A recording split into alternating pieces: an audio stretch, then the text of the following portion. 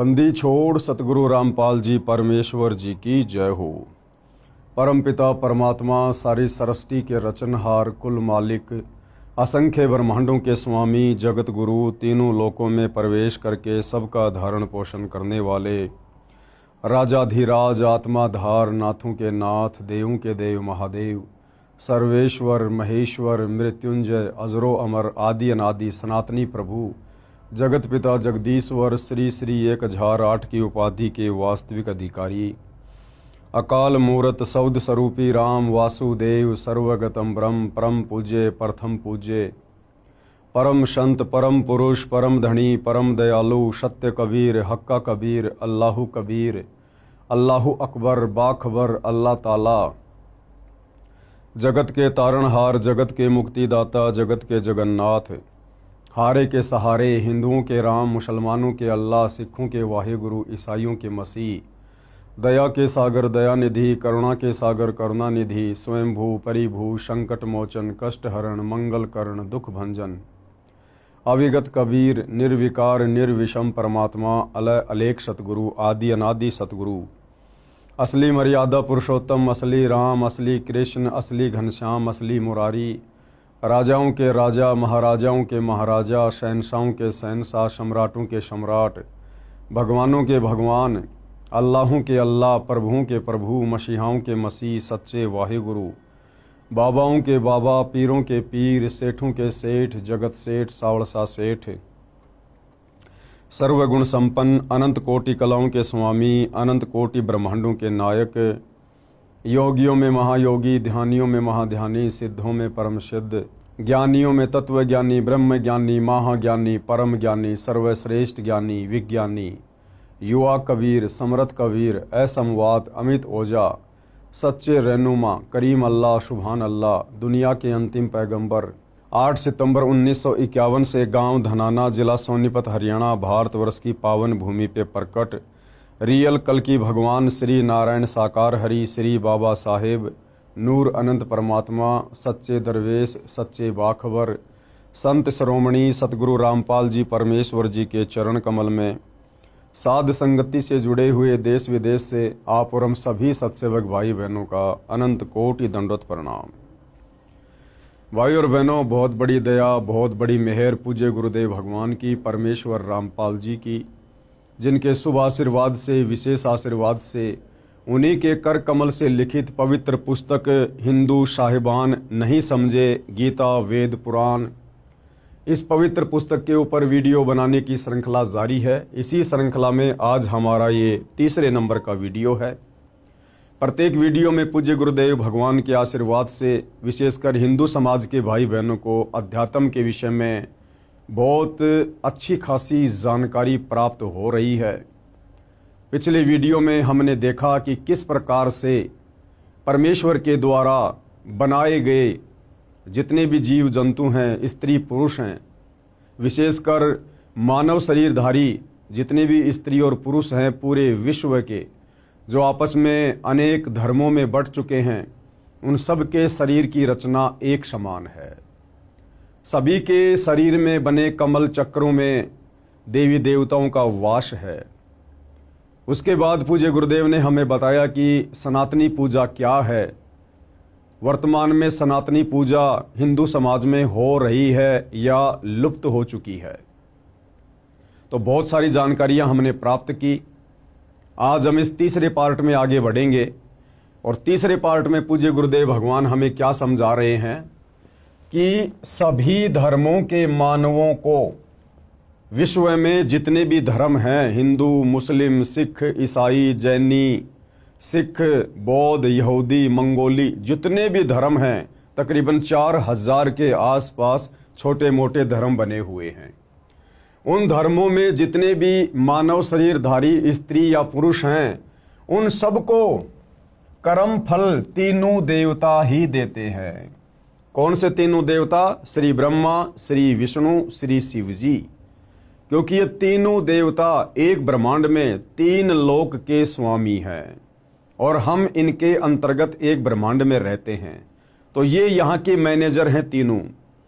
श्री ब्रह्मा जी रजोगुण के स्वामी हैं, श्री विष्णु जी सतोगुण के स्वामी हैं और श्री शिव जी ये तमोगुण के स्वामी हैं।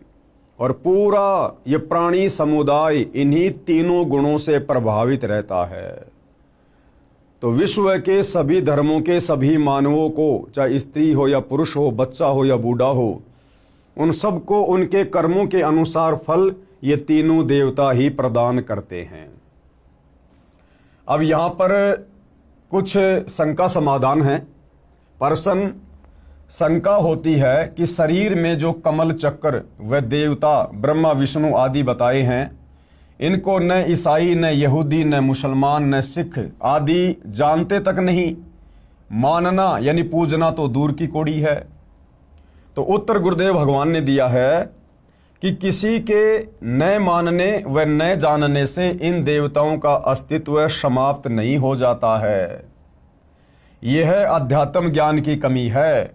संपूर्ण अध्यात्म ज्ञान जो सूक्ष्म वेद में है, यानी 5वें वेद में, कबीर सागर में, गरीबदास जी के सदग्रंथ साहिब में, उसका ज्ञान वर्तमान में मेरे यानी लेखक के, लेखक कौन? परम पूज्य सतगुरु रामपाल जी, उनके अतिरिक्त विश्व में किसी को ज्ञान नहीं है। इस संपूर्ण अध्यात्म की जानकारी वर्तमान में सतगुरु रामपाल जी के अलावा धरती पर अन्य किसी भी साधु संत महात्मा आचार्य शंकराचार्य जी को नहीं है। जिस कारण से एक हिंदू धर्म को छोड़कर विश्व के बाकी धर्म के मानने वाले लोगों ने इन देवी देवताओं को मानना पूजना ही लगभग छोड़ रखा है। और वो लोग इस बात पर भी विश्वास नहीं करते हैं कि हमारे शरीर में जो कमल चक्र बने हुए हैं उनमें इन तीनों देवताओं का वास है, और ये तीनों देवता ही प्रत्येक इंसान को, चाहे स्त्री हो या पुरुष हो, कर्मों के अनुसार फल प्रदान करते हैं। तो पूज्य गुरुदेव भगवान कह रहे हैं कि भाई ये तो आपके आध्यात्मिक ज्ञान की कमी है। आपके मानने या ना मानने से इन देवी देवताओं का अस्तित्व समाप्त नहीं हो जाता है। और जो रचना परमपिता परमेश्वर जी ने इस सृष्टि में बनाकर इन तीनों देवताओं को दी हुई है, उसके ऊपर कंट्रोल करने की, भाई हमारे मानने या ना मानने से उस परमेश्वर का विधान जो है फैल नहीं हो जाता है। प्रत्येक धर्म के व्यक्तियों को अपने ही शास्त्रों का ज्ञान भी पूर्ण नहीं है। मुसलमान भाइयों को मुसलमान धर्म की चारों पुस्तकें, तौरात, जबूर, इंजिल, कुरान शरीफ, कुरान मजीद और अनेक हदीसें, इनका भी कंप्लीट ज्ञान नहीं है। अगर होता तो ये मज़ारों पर नहीं जाते, मस्जिदों में नहीं जाते। अगर हिंदुओं को चारों वेद और गीता और 18 पुराणों का ज्ञान होता तो ये मंदिरों में नहीं जाते, मूर्ति पूजा नहीं करते, पाखंड पूजा नहीं करते।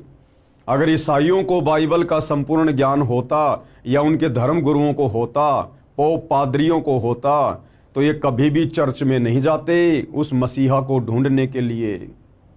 और यदि सिखों को गुरु ग्रंथ साहिब का ज्ञान होता तो सिख आज अध्यात्म की ऊंचाइयों को छू रहे होते।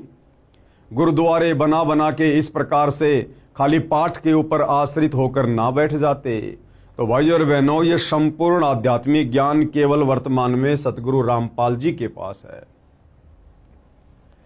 इसी कारण से मन में आता है कि ये नहीं हो सकता, वह नहीं हो सकता। आपको शास्त्रों से प्रमाणित करता हूं। अब पूज्य गुरुदेव भगवान क्या कह रहे हैं कि कोई बड़ी बात नहीं है भाई। इस काल ने अपने षड्यंत्र के तहत तुम सभी को अलग अलग धर्मों में बांट दिया, जातियों में बांट दिया, संप्रदायों में बांट दिया। तुम सबके अलग अलग इसने शास्त्र बनवा दिए। ऊपर से इस काल ने नकली संत भेजकर तुम्हारे को धर्म की उल्टी व्याख्या से परिपूर्ण करवा दिया। तो गुरुदेव भगवान कह रहे कि बच्चों कोई बात नहीं है, मैं इस आध्यात्मिक ज्ञान को परमाणु के साथ में साबित करूंगा। तो भाइयों और बहनों, हमने बहुत ही ध्यानपूर्वक इन प्रमाणों को देखने और समझने की आवश्यकता है।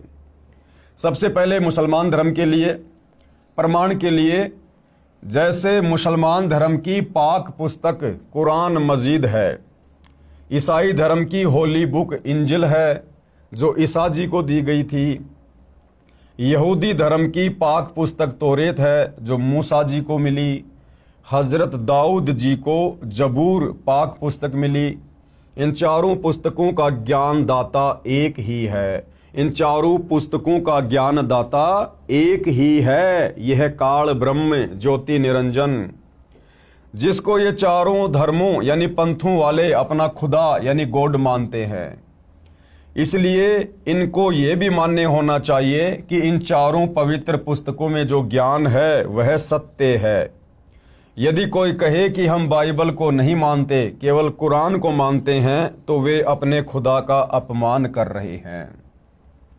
भाई, जब चारों पुस्तकें एक ही खुदा ने दी है, तौरात, जबूर, इंजिल और कुरान मजीद, जब चारों पुस्तकें एक ही खुदा ने दी है और आगे चलकर यदि इन पुस्तकों को मानने वाले अलग अलग पंथों में, धर्मों में विभाजित हो गए हैं, और यदि आज वो ये कहते हैं, जैसे ईसाई कहते हैं कि हम तो बाइबल के अलावा कुरान मजीद को नहीं मानते, मुसलमान कहते हैं हम तो कुरान मजीद के अलावा बाइबल को नहीं मानते, तो गुरुदेव भगवान कह रहे हैं जब लिखने वाला तुम्हारा एक ही खुदा है तो तुम उसके द्वारा लिखी गई पुस्तकों को क्यों नहीं मान रहे?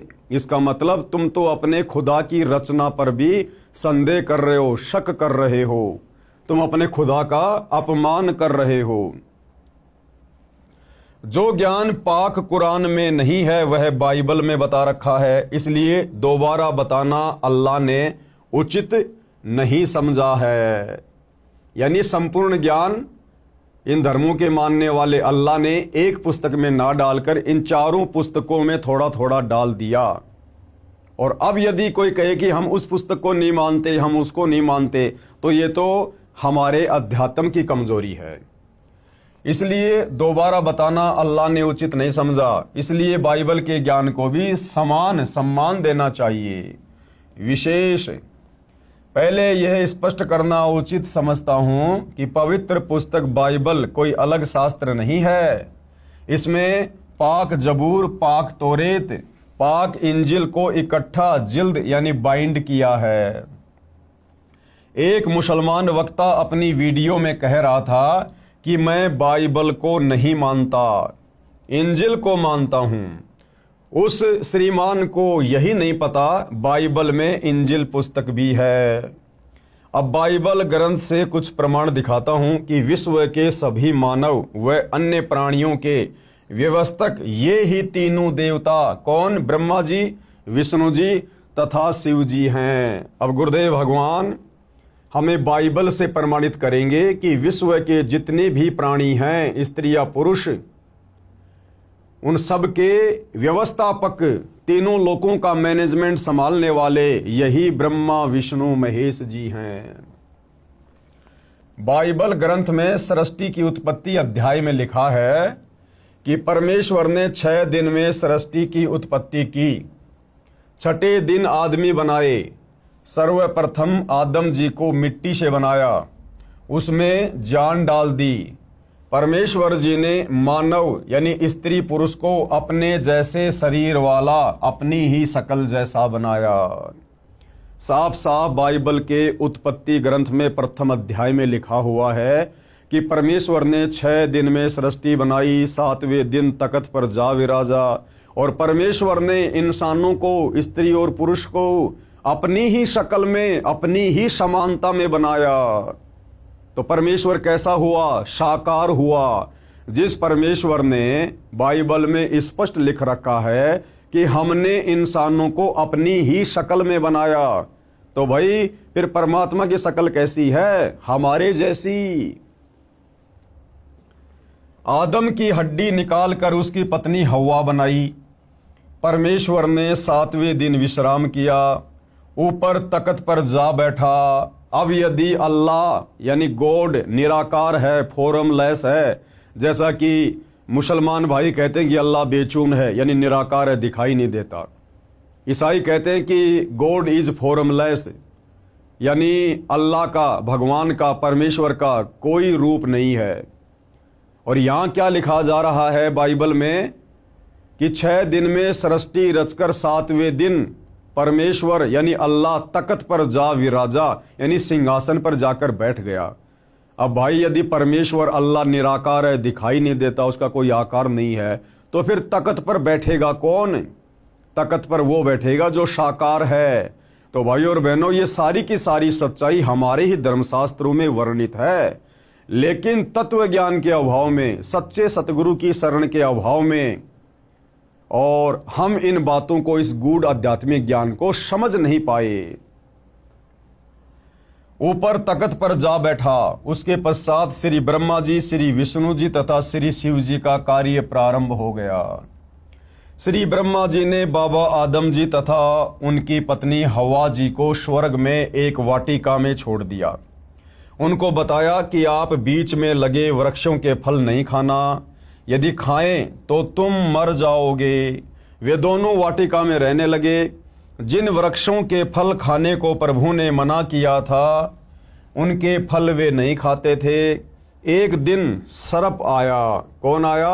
सर्प आया। ये शैतान आया सर्प का रूप धारण करके। एक दिन सर्प आया, उसने हवा तथा हजरत आदम जी से पूछा कि आप बीच वाले वृक्षों के फल क्यों नहीं खा रहे? आदम व हवा ने कहा कि इनको खाने को ईश्वर ने मना किया है, यानी परमेश्वर ने मना किया है। हम इनके फल खाएंगे तो हम मर जाएंगे। सर्प बोला, इनके फल खाने से तुम बिल्कुल नहीं मरोगे। इन वृक्षों के फल खाने से तुम्हें भले बुरे का ज्ञान हो जाएगा। यानी सर्प रूप में शैतान आदम जी और हवा को भ्रमित करने लगा, परमेश्वर का वचन तुड़वाने की कोशिश करने लगा। और भाई और बहनों, हम सतगुरु रामपाल जी परमेश्वर जी के सभी फॉलोवर को, उनके भक्तों को साथ साथ में बहुत ही गहरी शिक्षा भी लेकर आगे बढ़ना है। परमेश्वर ने 6 दिन में सृष्टि रची, 7वें दिन तख्त पे जा विराजा और सारे नियम कायदे कानून आदम जी और हवा जी को समझाकर चले गए कि तुमने इस वाटिका में यानी इस बगीचे में कौन से वृक्षों के फल खाने हैं और कौन से वृक्षों के फल नहीं खाने हैं। उसके बाद भाई और बहनों, शैतान ने उन दोनों को सर्प का रूप बनाकर भ्रमित करने का कुप्रयास किया। तरह तरह से उनको बरगलाया, उनके मन में शंकाएं पैदा कर दी कि वो जो तुम्हारा परमेश्वर है ना, वो ये नहीं चाहता कि तुम भी हमारे में से एक हो जाओ, तुम भी अमर हो जाओ। इसलिए उन्होंने तुम्हें मना किया है, क्योंकि ये बीच वाले जो फल हैं ये अमर फल हैं, इनको खाने से इंसान अमर हो जाता है और तुम्हारा परमेश्वर नहीं चाहता कि तुम अमर हो जाओ। तो इस प्रकार से सर्प ने उसको भ्रमित किया। भाई और बहनों, आज वही परमपिता परमेश्वर जिन्होंने 6 दिन में सृष्टि रची और 7वें दिन तख्त पर जा विराजे थे, कबीर देव सत्य पुरुष परम अक्षर ब्रह्म, आज वही परम अक्षर ब्रह्म सतगुरु रामपाल जी के रूप में धरती पर प्रकट हैं। और आज पूज्य गुरुदेव भगवान ने हमें अध्यात्म के साथ साथ बहुत सारे नियम भी बताए हैं, मर्यादाएं भी बताई हैं, जिनको गुरु वचन कहते हैं। अब भाइयों और बहनों, ये काल किसी न किसी के माध्यम से, किसी न किसी के रूप में, किसी न किसी को प्रेरणा करके हम सत भक्ति करने वाली आत्माओं से वो नियम तुड़वाने का प्रयास करेगा, हमारे मन में शंकाएं पैदा करेगा या करवाएगा। तो आप और हम भगत भाई बहनों ने भी वर्तमान में दृढ़ता के साथ भक्ति मार्ग पर टिके रहना है। और जो आज्ञा हमें पूज्य गुरुदेव भगवान ने अपने सत्संगों के माध्यम से दे दी है, जो नियम और मर्यादा हमारे ऊपर लागू कर दिए गए हैं, हमने उन्हीं नियम और मर्यादाओं में रहकर, गुरु वचन के अंतर्गत रहकर इस सत भक्ति को सफल करने की दिशा में आगे बढ़ना है। इन वृक्षों के फल खाने से तुम्हें भले बुरे का ज्ञान हो जाएगा।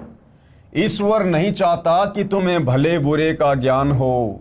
सर्प की बात मानकर दोनों ने भले बुरे का ज्ञान करवाने वाले वृक्षों के फल खा लिए। यानी सर्वप्रथम परमेश्वर ने जब सृष्टि रची, आदम और हवा को बनाया, तो सर्वप्रथम भाइयों और बहनों, आदम और हवा दोनों ने परमेश्वर का वचन तोड़ दिया। अगर ये आदम और हवा परमेश्वर का वचन ना तोड़ते तो भाइयों और बहनों, आज हम इस मृत लोक में नहीं होते, हम सभी आज स्वर्ग में रह रहे होते, लेकिन एक की गलती सभी आत्माओं पर भारी पड़ गई। उनकी आंखें खुल गई। कुछ दिन बाद ईश्वर आया। उसके पैरों की आवाज सुनकर हवा व आदम छुप गए। उनको पता चल गया था कि नंगा रहना अच्छा नहीं होता, क्योंकि उस वाटिका के बीच वाले पेड़ों के फल खाने से, जिनको खाने के लिए परमेश्वर ने मना किया था, जब आदम और हवा ने खा लिए तो उनकी वो दृष्टि खुल गई, उनको भले बुरे का ज्ञान हो गया। और जब कुछ दिनों बाद परमेश्वर आए तो भाइयों और बहनों, दोनों एक पेड़ की ओट में छुप गए। उनको ये पता चल गया कि हम तो नंगे हैं, नंगे, हमें तो शर्म आ रही है, क्योंकि उनको भले बुरे का ज्ञान होना शुरू हो गया। ईश्वर ने आवाज लगाई कि तुम कहाँ हो? आदम तथा हवा ने उत्तर दिया कि हम नंगे हैं, आपकी आवाज सुनकर हम छुप गए हैं। ईश्वर ने पूछा कि क्या तुमने बीच वाले वृक्षों का फल खा लिया? उत्तर मिला कि हाँ, हमने बीच वाले वृक्षों के फल खा लिए। आदम ने कहा कि आपने जो मेरे साथ स्त्री छोड़ी है, इसको सर्फ ने बहका दिया।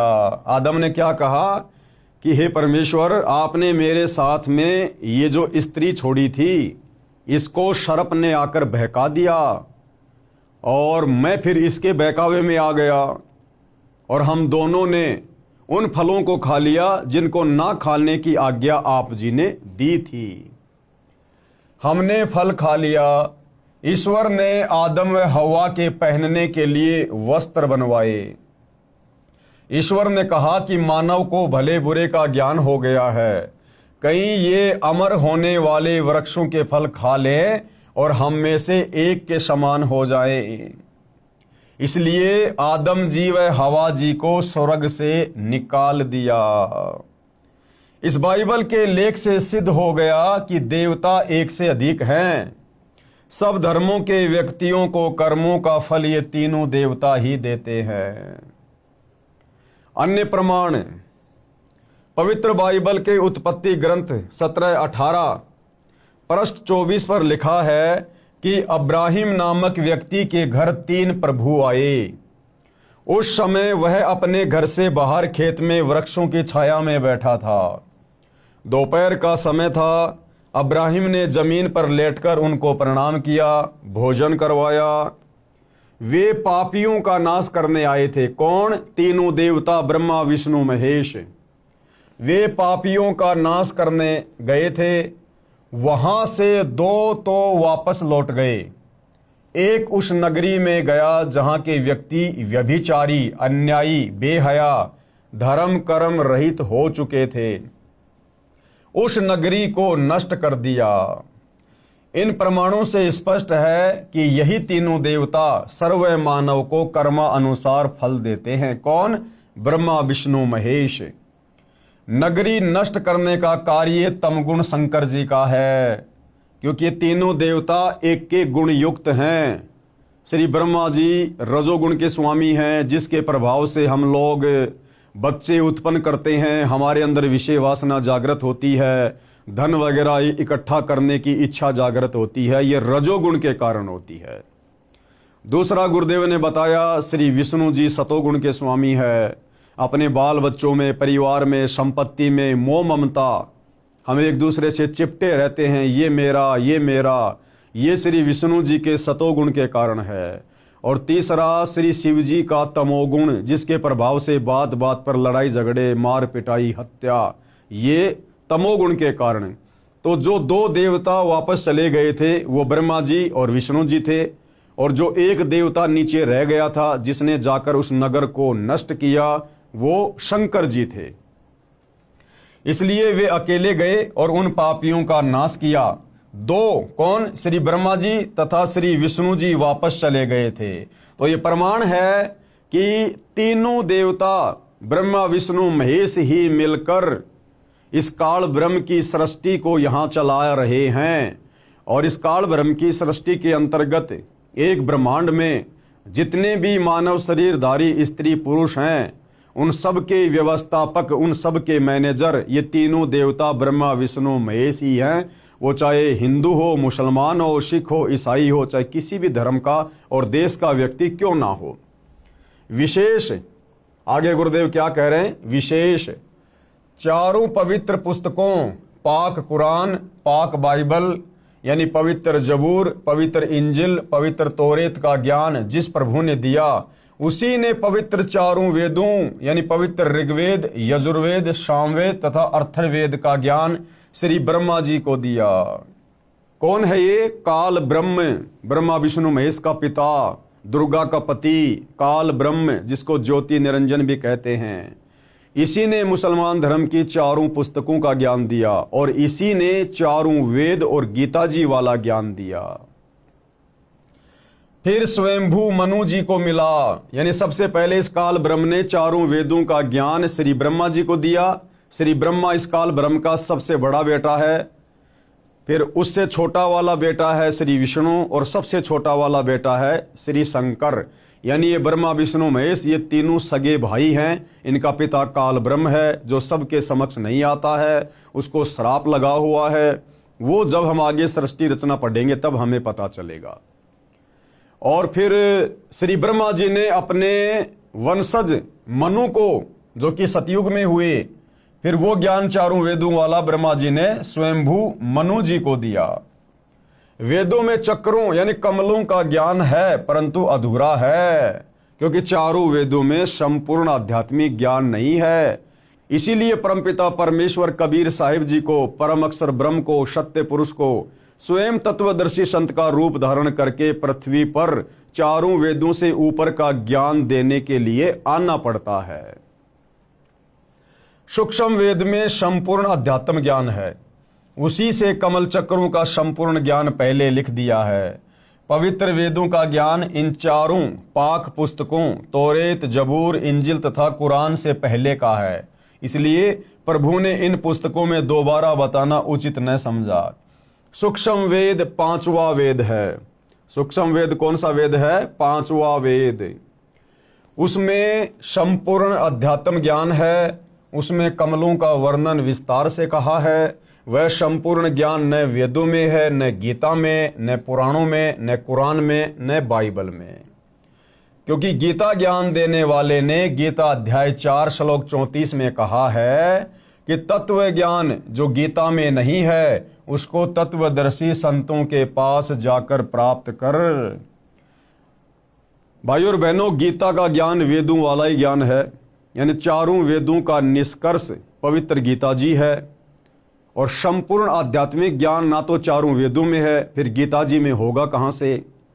इसीलिए गीता ज्ञान देने वाले भगवान ने गीता अध्याय 4 श्लोक 34 में कहा है कि हे अर्जुन, उस तत्व ज्ञान को प्राप्त करने के लिए, समझने के लिए तू तत्वदर्शी संतों की खोज कर। इसलिए भाइयों और बहनों, संपूर्ण आध्यात्मिक ज्ञान देने के लिए उस परम अक्षर ब्रह्म सत्य पुरुष कबीर देव को तत्वदर्शी संत की भूमिका में पृथ्वी पर आना पड़ता है, जैसे कि वर्तमान में सतगुरु रामपाल जी के रूप में प्रकट हैं। उसको तत्वदर्शी संतों के पास जाकर प्राप्त कर। यदि गीता में तत्व ज्ञान होता तो बता देता कि तत्व ज्ञान उस अध्याय में है। इसी प्रकार कुरान मजीद में सूरत फुरकानी 25 आयत नंबर 52 से 59 में कहा है कि जिस परमात्मा ने 6 दिन में सृष्टि रची, 7वें दिन तख्त पर जा विराजा, उसकी खबर किसी बाखबर यानी तत्वदर्शी संत से पूछो। इसी प्रकार यदि कुरान मजीद में यानी कुरान शरीफ में अगर संपूर्ण आध्यात्मिक ज्ञान होता तो सूरत फुरकानी 25 आयत नंबर 52 से 59 में कुरान का ज्ञान देने वाला अल्लाह यानी ये काल ब्रह्म, ये शैतान हजरत मोहम्मद को ये कदापि ना कहता कि हजरत मोहम्मद, जिस अल्लाह ने 6 दिन में सृष्टि रची, 7वें दिन तख्त पर जा विराजा, उस अल्लाह की जानकारी तू किसी बाखबर से जा पूछ। अगर कुरान का ज्ञान देने वाला अल्लाह ये काल ब्रह्म यदि संपूर्ण आध्यात्मिक ज्ञान रखता तो किसी बाखबर की शरण में जाने की सलाह हजरत मोहम्मद जी को नहीं देता। तो गुरुदेव के कहने का मतलब है कि जिसने चारों वेदों का ज्ञान दिया, जिसने गीता का ज्ञान बोला, उसी ने मुसलमान धर्म की चारों पुस्तकें तौरात, जबूर, इंजिल और कुरान मजीद का ज्ञान दिया। जिस परमात्मा ने 6 दिन में सृष्टि रची, 7वें दिन तख्त पर जा विराजा, उसकी खबर किसी बाखबर यानी मुसलमान धर्म में तत्वदर्शी संत को बाखबर कहते हैं, जानने वाला। यानी तत्वदर्शी संत से पूछो। इस प्रकरण से स्पष्ट हो जाता है कि विश्व के मानव को कर्म फल देने वाले श्री ब्रह्मा जी, श्री विष्णु जी तथा श्री शिव जी हैं। वह अन्य देवता भी हैं। प्रत्येक मानव के शरीर के कमलों में जो जो देवी देवता व प्रभु बताए हैं, इनकी साधना करके ही मानव अपना कल्याण करवाए। और वही संसार में दूसरा कोई तरीका नहीं है सत भक्ति करके अपनी आत्मा का कल्याण करवाने का। आगे पूज्य गुरुदेव भगवान हमें क्या सलाह दे रहे हैं। मैं रामपाल दास व मेरे अनुयायी इन देवताओं की साधना नित्य करते हैं। हम इन देवताओं की पूजा नहीं करते, हम इनकी साधना करते हैं। पूजा में और साधना में पूज्य गुरुदेव भगवान ने इसी पुस्तक में पहले बताया कि बड़ा अंतर है। पूजा तो केवल अपने इष्ट की करनी होती है और उस इष्ट की प्राप्ति के लिए साधना इन देवताओं की भी साथ साथ में करनी पड़ती है। तो पूजा और साधना में रात दिन का अंतर होता है। तो गुरुदेव भगवान क्या कह रहे हैं कि मैं और मेरे अनुयायी इन देवताओं की साधना नित्य करते हैं। हालांकि भाई और बहनों, तत्वदर्शी संत को साधना करने की आवश्यकता नहीं पड़ती है, क्योंकि वे स्वयं परम अक्षर ब्रह्म होते हैं, स्वयं सारी सृष्टि के मालिक होते हैं। वे तो हमसे भक्ति करवाने के लिए आते हैं। लेकिन भाई और बहनों, इस काल लोक के नियम और मर्यादाओं के तहत गुरु शिष्य परंपरा को निभाते हुए उस परम अक्षर ब्रह्म को मनुष्य रूप धारण करके और एक मुंह बोला गुरु बना के भक्ति करने की लीला करनी पड़ती है।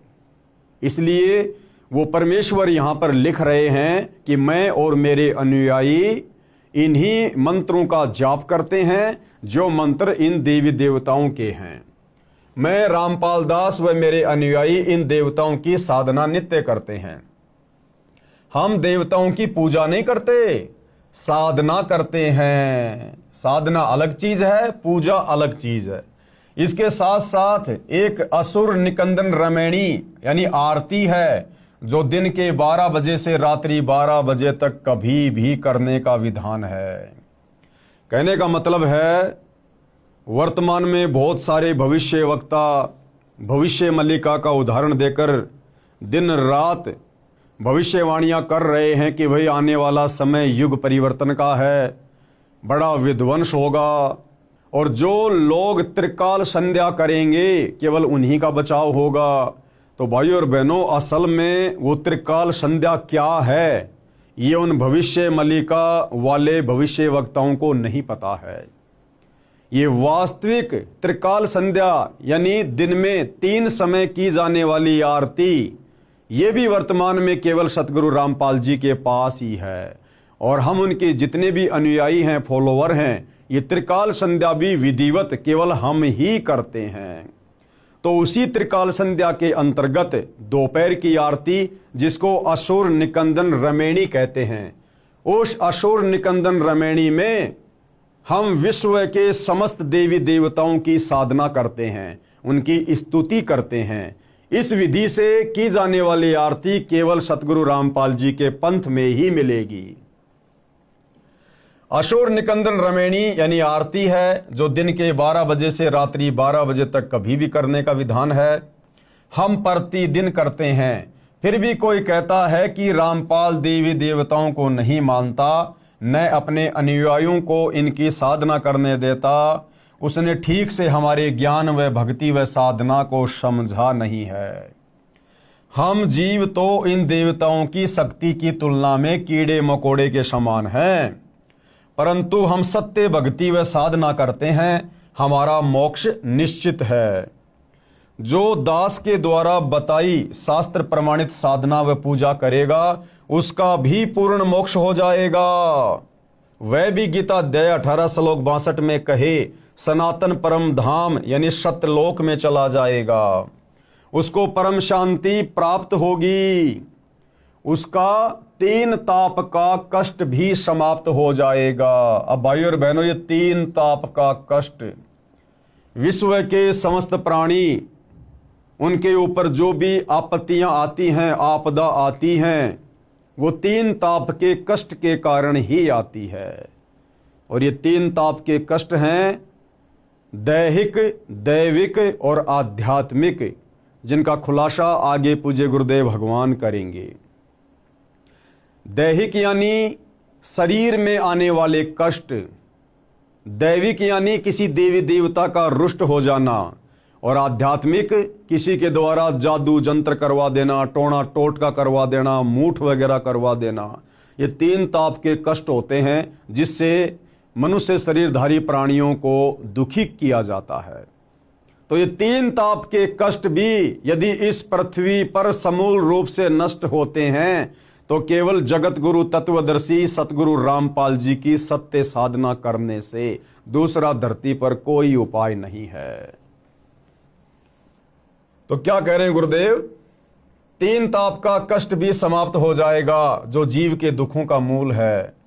नोट, पूजा व साधना में क्या अंतर है? अब हमने अध्यात्म को जानने के लिए आगे बढ़ने से पहले यह जानना पड़ेगा कि सतगुरु रामपाल जी के सभी फॉलोअर इन तीनों देवताओं की जो साधना करते हैं, ये साधना क्या है, और भक्ति मार्ग में पूजा क्या है, पूजा किसकी करनी पड़ेगी।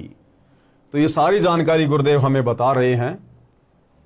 पूजा व साधना में क्या अंतर है, कृपया आप जी पढ़ें इसी पुस्तक के पेज नंबर 179 पर, जो हम आगे की वीडियो में पढ़ेंगे। यहां केवल 2 शब्द हैं, यानी संक्षिप्त वर्णन है। जो प्रार्थना हम करते हैं उसका कुछ अंश यहां लिखता हूं। जैसे दोपहर की आरती में हम भगत भाई बहन जो समस्त देवी देवताओं की स्तुति करते हैं, वंदना करते हैं, संक्षेप में गुरुदेव भगवान थोड़ा बहुत उस आरती को यहां लिख रहे हैं, ताकि प्रथम बार सतगुरु रामपाल जी की पुस्तकें पढ़ने वाला, उनके सत्संग सुनने वाला किसी भी प्रकार की शंका में ना रहे, भ्रमणा में ना रहे कि भाई सतगुरु रामपाल जी तो देवी देवताओं की पूजा छुड़वाते हैं, उनकी साधना छुड़वाते हैं। ऐसा कुछ भी नहीं है। सतगुरु रामपाल जी देवी देवताओं की वास्तविक साधना करवाते हैं। और हम सभी भगत भाई बहन जो सतगुरु रामपाल जी के फॉलोवर हैं, जो दोपहर की आरती करते हैं, उसमें इन समस्त देवी देवताओं का जिक्र है। मैं लेखक देवी देवताओं का सम्मान करता हूं। हम सभी सतगुरु रामपाल जी के फॉलोवर समस्त देवी देवताओं का सम्मान करते हैं, आदर करते हैं, लेकिन पूजा हम केवल अपने गुरुदेव भगवान की करते हैं, अपने इष्ट की करते हैं। पूजा केवल परमेश्वर की करनी होती है, बाकी आदर सम्मान हम सबका करते हैं। मैं तथा मेरे अनुयायी प्रतिदिन विश्व के सभी देवी तथा देवताओं का सम्मान व उनकी स्तुति करते हैं। प्रमाण के लिए दोपहर की स्तुति के कुछ अंश। सत्य पुरुष समर्थ ओंकारा, अदली पुरुष कबीर हमारा, यानी जिसकी हमने पूजा करनी है वो हमारा इष्ट है कबीर, जो वर्तमान में तत्वदर्शी संत का रोल कर रहे हैं, यानी तत्वदर्शी संत की भूमिका कर रहे हैं सतगुरु रामपाल जी। ये स्वयं कबीर परमेश्वर हैं। तो पूजा तो हमने केवल अपने गुरुदेव भगवान की करनी है, उनके अनुसार बताई गई ही हमने भक्ति करनी है। बाकी आदर सम्मान हम सभी देवी देवताओं का करते हैं, उनके भी मंत्र जाप करते हैं। सत्य पुरुष समर्थ ओंकारा, अदली पुरुष कबीर हमारा, आदि युगादि दया के सागर, काल कर्म के मोचन आगर, दुख भंजन दरवेश दयाला, असुर निकंदन करे पैमाला, आव खाक पावक और पोना, गगन सुन दरियाई दोना, धर्म राय दरबानी चेरा, सुर असुरों का करे निबेरा, सत का राज धर्म राय कर ही, अपना किया सभय दंड भर ही। शंकर शेष और ब्रह्मा विष्णु, ये देखिएगा हम लोग जो दोपहर की आरती करते हैं, जो दोपहर की संध्या करते हैं, उसमें विश्व के तमाम देवी देवताओं की स्तुति आ जाती है। कुछ एक के नाम लिख दिए जाते हैं, कुछ एक की वैसे सूक्ष्म रूप से हो जाती है।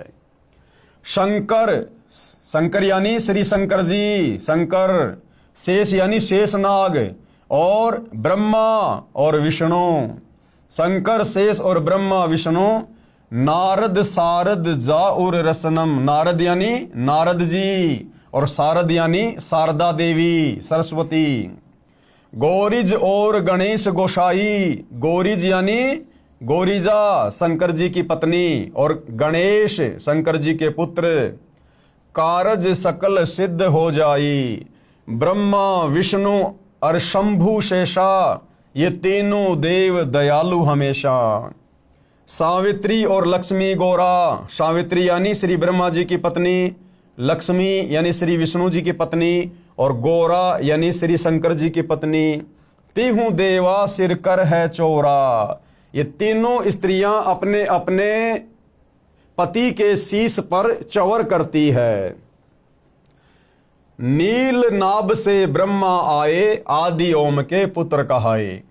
शंभु मनु ब्रह्मा की शाखा, शंभु मनु यानी स्वयंभू मनु, ये ब्रह्मा जी से उत्पन्न है जिनको ब्रह्मा जी ने वेद दिए।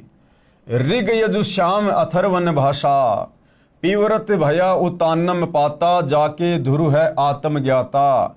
शनक सनंदन सनातन संत कुमारा, ये ब्रह्मा जी के 4 पुत्र हैं, 4 पुत्र अनुरागी धारा। 33 कोटि कला विस्तारी, सहस 88 मुनि जन ध्यारी। कश्यप पुत्र सूरज सुर ज्ञानी, 3 लोक में किरण समानी। ये जो कश्यप जी हैं इनके पुत्र हैं सूर्य देव और 3 लोक में किरण समानी। 60,000 संगी बाल खेलम और बीना रागी अजब बलेलम। 3 कोटि योद्धा संग जाके, यानी सूर्य के ऊपर जो देवता कंट्रोल करता है सूर्य देव, उसके अंग संग 3 करोड़ योद्धा रहते हैं। सिकबंदी है पूर्ण साखें, हाथ खड़ग गल पुष्प की माला। कश्यप सुत है रूप विशाला।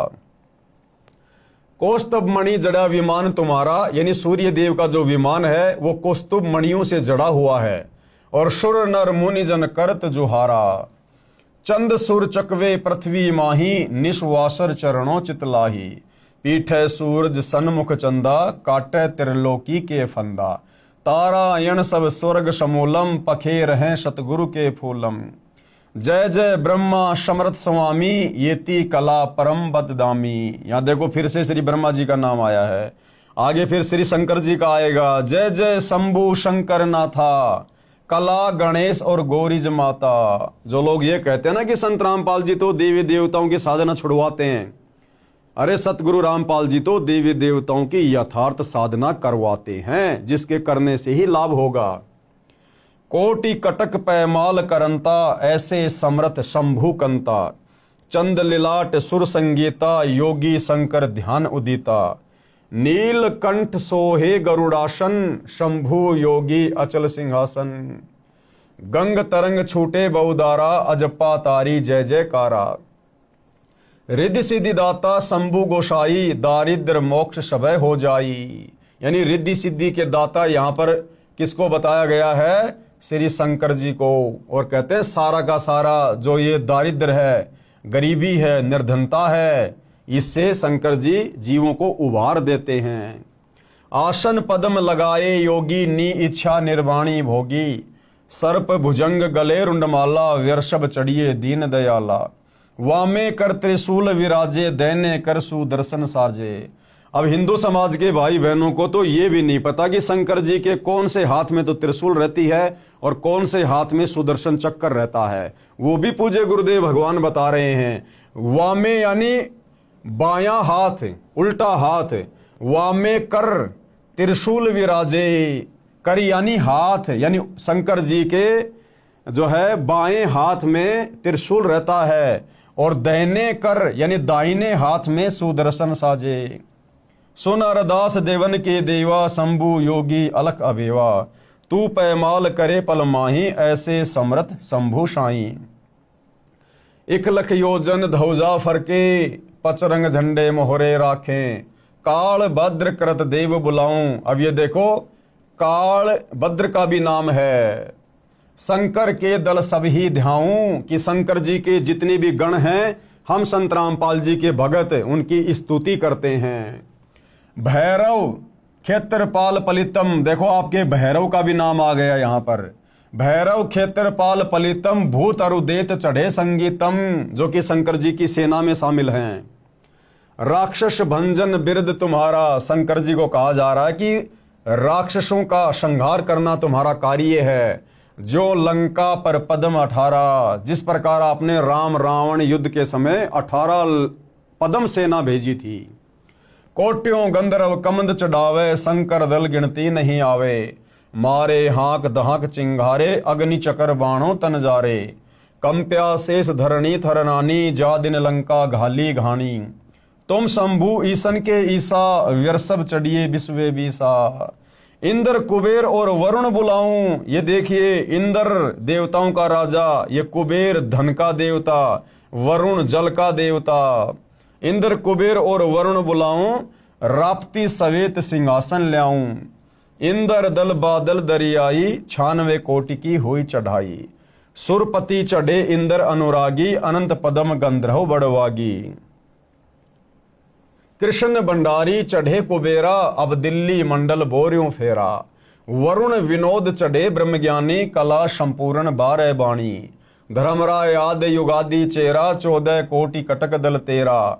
चित्रगुप्त के कागज माही, जेता उपजा सतगुरु साई। सातों लोकपाल का रासा, उर में धरिए साधु दासा। विष्णुनाथ है असुर निकंदन, संतों के सब काटे फंदन।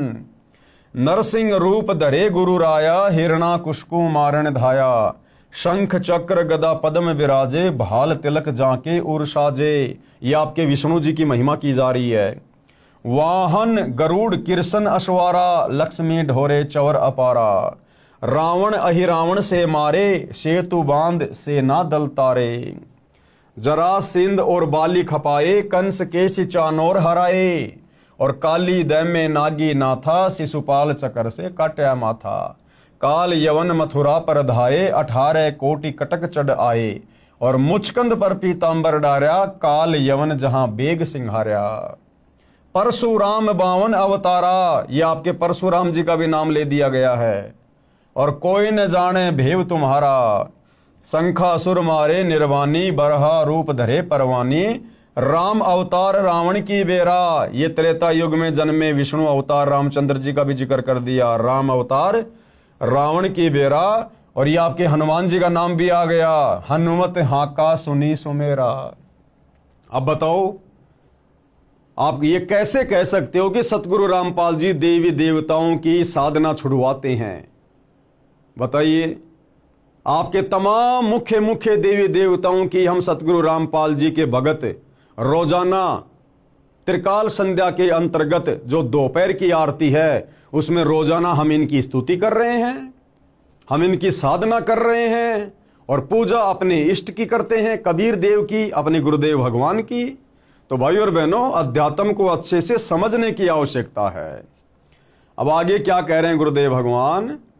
गीता ज्ञान दाता से अन्य पूर्ण परमात्मा का प्रमाण। यानी अभी तक हिंदू समाज में विशेषकर यही धारणा है कि गीता जी का ज्ञान श्री कृष्ण ने दिया। जबकि भाई और बहनों, आप इस पुस्तक को धीरे धीरे आगे पढ़ेंगे और साथ में सतगुरु रामपाल जी के सत्संग सुनते रहेंगे यूट्यूब पर, मोबाइल में, तो आप जियों को क्लियर हो जाएगा प्रमाणों के साथ में कि गीता जी का ज्ञान श्री कृष्ण जी ने नहीं, बल्कि श्री कृष्ण जी के अंदर प्रेत की तरह प्रवेश करके इस काल ब्रह्म ने सारा ज्ञान बोला। ये गीता जी की अध्याय और श्लोक दिखाकर आप जियों को क्लियर किया जाएगा। तो गीता का ज्ञान बोलने वाला कौन? ये काल ब्रह्म, जो कि ब्रह्मा विष्णु महेश का पिता है, दुर्गा का पति है। उसी ने मुसलमान धर्म की 4 पुस्तकों का ज्ञान दिया, उसी ने 4 वेद और गीता जी का ज्ञान दिया। उस काल ब्रह्म से अन्य है वो पूर्ण परमात्मा, जिसका जिक्र उसने गीता जी अध्याय 18 श्लोक नंबर 62 में किया है, जिसको परम अक्षर ब्रह्म भी कहते हैं, जिसको सत्य पुरुष कहा है, जिसका कबीर देव नाम है। जो कबीर देव वर्तमान में सतगुरु रामपाल जी के रूप में धरती पर प्रकट हैं। और आप और हम नादान प्राणियों को ये सत्य ज्ञान समझाने के लिए एक साधारण संत की भूमिका कर रहे हैं। भाई और बहनों, धैर्य से सुनेंगे तो पूरा अध्यात्म क्लियर होता चला जाएगा। तो गीता ज्ञान दाता यानी काल ब्रह्म से अन्य पूर्ण परमात्मा का प्रमाण। अब ये गीता जी में कहाँ लिखा हुआ है, किस अध्याय में है, किस श्लोक में है, आप धैर्य के साथ में देखते रहिए। और यदि आपने गीता जी को खरीद लिया है तो आप गीता जी से साथ साथ में अध्याय और श्लोक मिलान भी करते रहिए।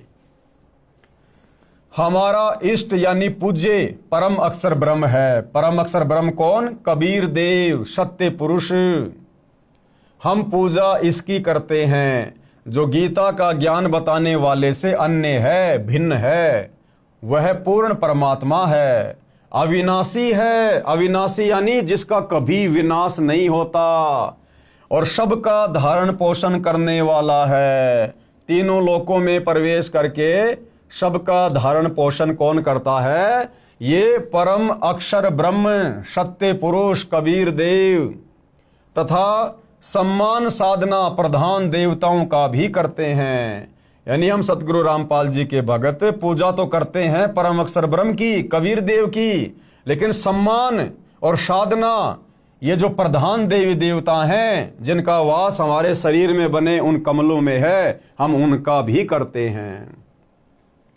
परम अक्षर ब्रह्म के विषय में कौन परम अक्षर ब्रह्म? कबीर देव, सत्य पुरुष, उत्तम परमात्मा। परम अक्षर ब्रह्म के विषय में गीता में इस प्रकार लिखा है। क्या लिखा है? गीता अध्याय 8 श्लोक 1 में अर्जुन ने गीता ज्ञान बोलने वाले से प्रश्न किया कि हे भगवान, आपने जिस तत्व ब्रह्म के विषय में गीता अध्याय 7 श्लोक 29 में कहा है, वह तत्व ब्रह्म क्या है? वो तत्व ब्रह्म क्या है? अर्जुन ने पूछा। तो गीता ज्ञान बताने वाले ने गीता अध्याय 8 श्लोक 3 में उत्तर दिया है। क्या उत्तर दिया है? कि वह परम अक्षर ब्रह्म है। वो कौन है? परम अक्षर ब्रह्म है। फिर इसी गीता अध्याय 8 के श्लोक 5 और 7 तथा अपनी भक्ति करने को कहा है, तथा गीता के इसी अध्याय 8 के श्लोक 8, 10, 20, 22 में अपने से अन्य इसी परम अक्षर ब्रह्म की भक्ति करने को कहा है।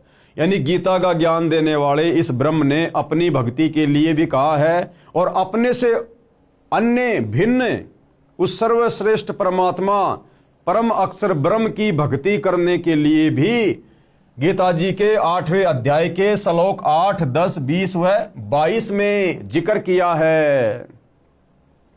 इसके विषय में गीता अध्याय 2 श्लोक 17, गीता अध्याय 15 श्लोक 17 में बताया है।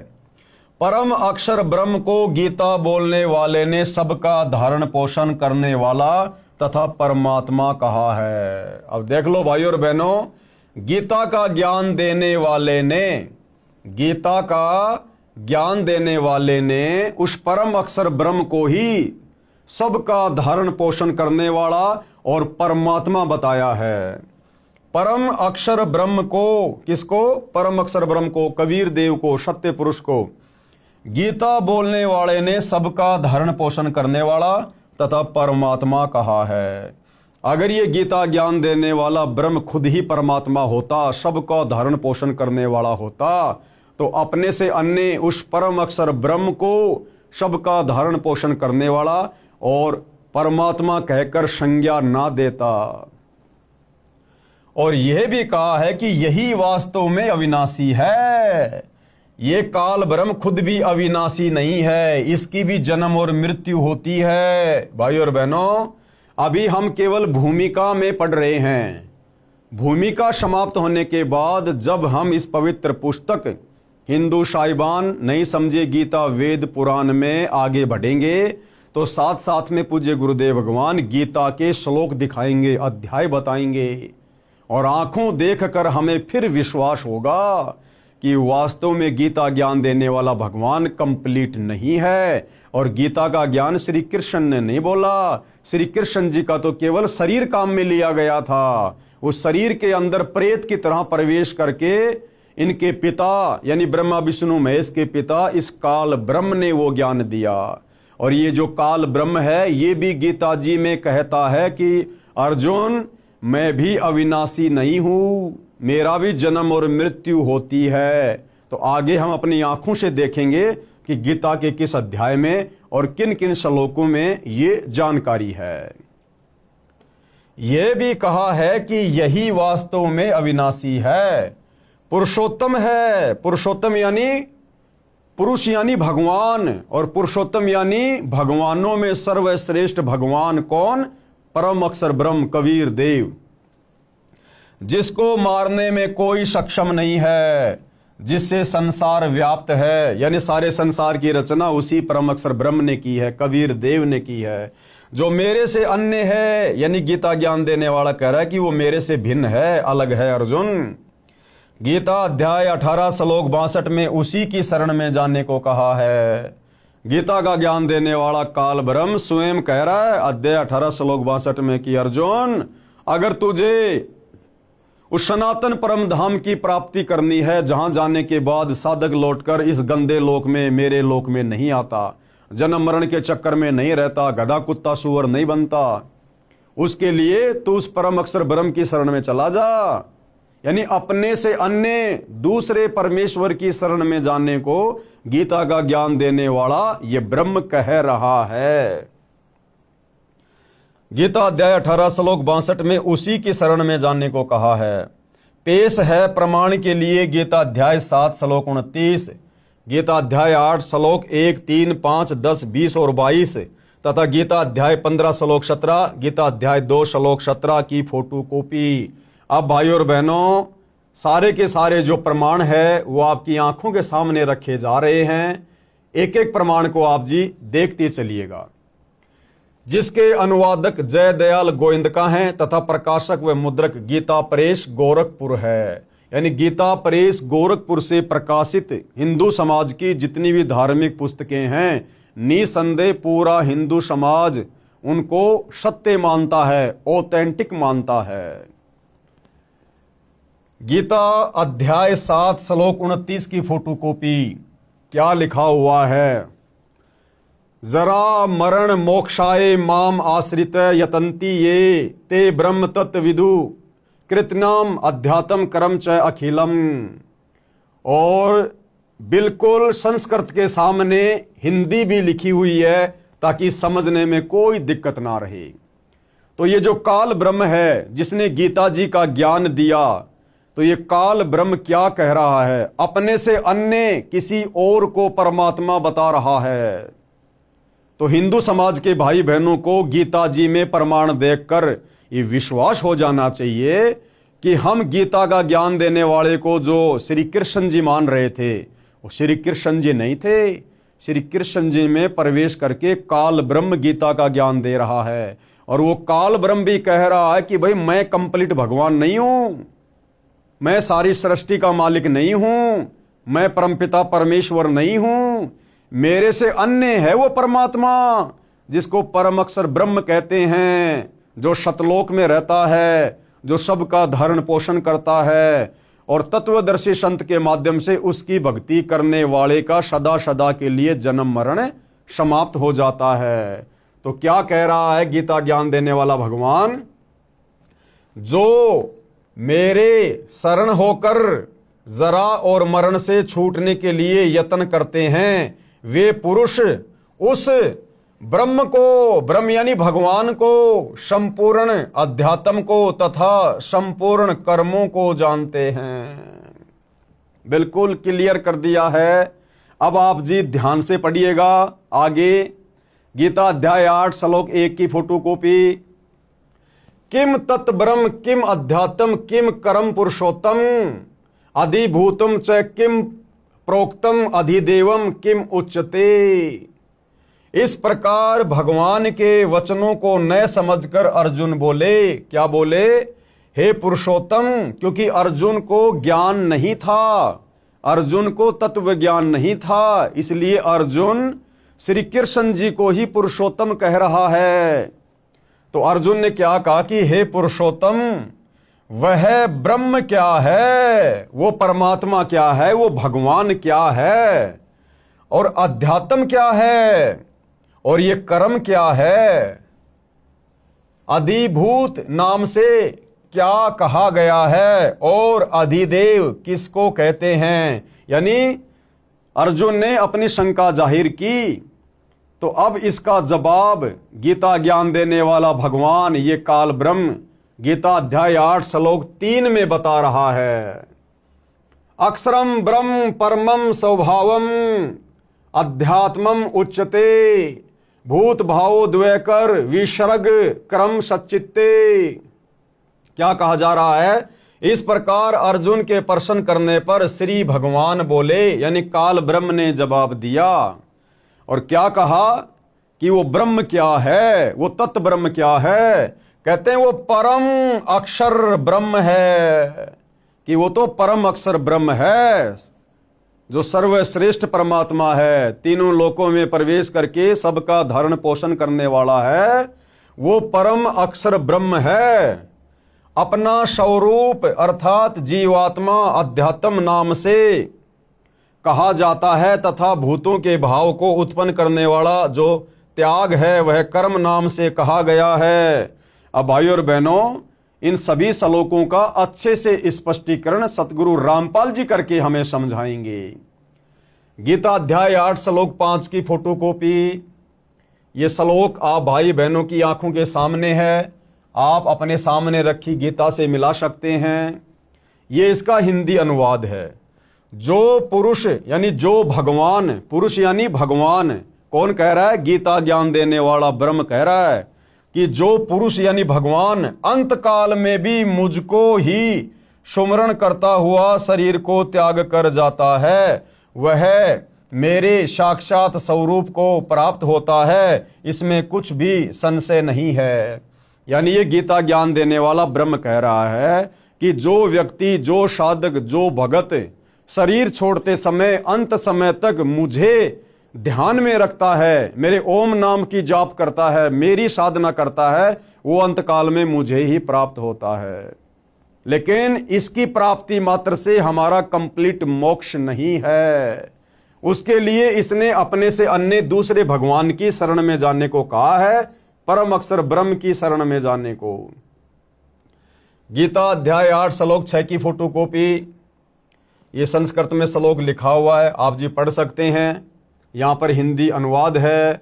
कौन्ते, कौन्ते यानी हे कुंती पुत्र अर्जुन, यह मनुष्य अंतकाल में जिस जिस भी भाव को सुमरण करता हुआ शरीर का त्याग करता है, उसको ही प्राप्त होता है, क्योंकि वह सदा उसी भाव में रहा है।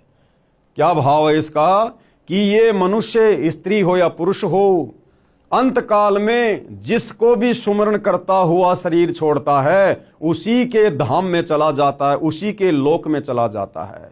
सीधी भाषा में गुरुदेव ने बताया कि जहां आशा तहां बासा होई, मन कर्म वचन सुमरियो सोई। अंत काल में ये प्राणी जिस भी भाव में भावित रहता है, यानी जिसका भी सुमरण करता है, जिसमें भी इसकी सुरती टिकी रहती है, जैसे कोई अपने इष्ट विष्णु जी का ध्यान करता है, विष्णु जी का सुमरण करता है, तो शरीर छोड़ने के बाद वो साधक सीधा विष्णु जी के लोक में जाता है।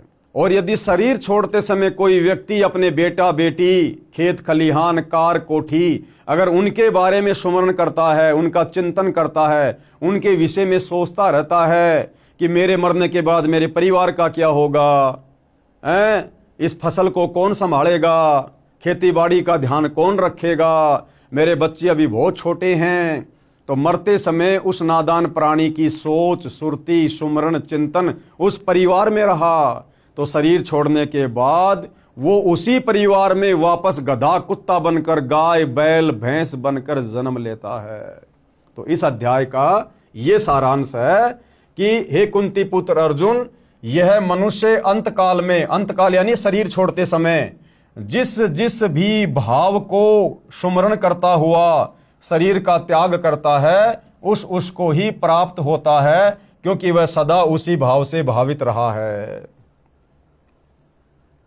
गीता अध्याय 8 श्लोक नंबर 7 की फोटोकॉपी, ये श्लोक आप जी की आंखों के सामने है, यहां पर हिंदी लिखी हुई है। इसलिए हे अर्जुन, तू सब समय में निरंतर मेरा सुमरण कर और युद्ध भी कर। अब भाइयों और बहनों, ये काल ब्रह्म नहीं चाहता कि कोई भी प्राणी मेरे इस 21 ब्रह्मांड से निकलकर मुक्ति को प्राप्त हो जाए, उस परम अक्षर ब्रह्म के सनातन परम धाम सतलोक में चला जाए। ये काल ब्रह्म ऐसा क्यों नहीं चाहता है? इसीलिए तो यहां पर अर्जुन को सत्यता नहीं बता रहा, अर्जुन को हकीकत नहीं बता रहा। ये तो कह रहा है कि अंत समय में ये प्राणी जिसका भी सुमरण करता हुआ शरीर छोड़ता है उसी के लोक में चला जाता है। और अध्याय 18 श्लोक 62 में यह भी कह दिया कि मेरे से अन्य वो परम अक्षर ब्रह्म है, पूर्ण परमात्मा, जहां जाने के बाद साधक फिर कभी लौटकर इस गंदे संसार में नहीं आता। फिर यहां पर गीता अध्याय 8 श्लोक 7 में वो अर्जुन को क्यों भ्रमित कर रहा है कि इसलिए अर्जुन तू मेरा ध्यान कर और तू युद्ध भी कर, क्योंकि वो नहीं चाहता कि कोई भी प्राणी उसके जाल से बाहर निकल जाए, उसके लोक से बाहर निकल जाए। ऐसा क्यों? क्योंकि भाइयों और बहनों, गीता का ज्ञान देने वाले इस काल ब्रह्म को, ज्योति निरंजन को, दुर्गा के पति को, ब्रह्मा विष्णु महेश के पिताजी को, पूर्ण परमात्मा परम अक्षर ब्रह्म की ओर से एक भयंकर श्राप लगा हुआ है। वो श्राप क्यों लगा, कहां लगा, क्या गलती करी थी और क्या वो श्राप था, इसको प्रतिदिन 1 लाख मानव शरीरधारी स्त्री पुरुषों के सूक्ष्म शरीर में जमा वासना को, गंध को खाने का श्राप लगा हुआ है। इसलिए ये यहां पर सभी को भ्रमित रखता है और अपनी ही साधना में लगा के रखना चाहता है, ताकि ये प्राणी इस काल ब्रह्म की साधना करके इसी के 21 ब्रह्मांड में जन्मते रहें और मरते रहें और इसके भोजन की व्यवस्था बनी रहे।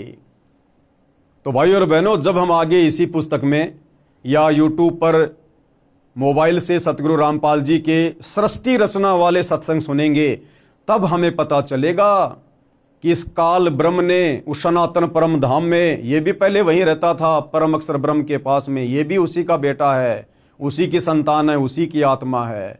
इसने वहां सतलोक में क्या ऐसी गलती कर दी थी जिस कारण से कबीर परमेश्वर जी ने, परम अक्षर ब्रह्म ने इस काल समेत दुर्गा को और हम सभी आत्माओं को इसके साथ इस गंदे लोक में यानी 21 ब्रह्मांड में सतलोक से 16 शंख कोश की दूरी पर भेज दिया। तो ये सारी जानकारी भाइयों और बहनों हमें सृष्टि रचना को पढ़ने और सुनने से मिलेगी।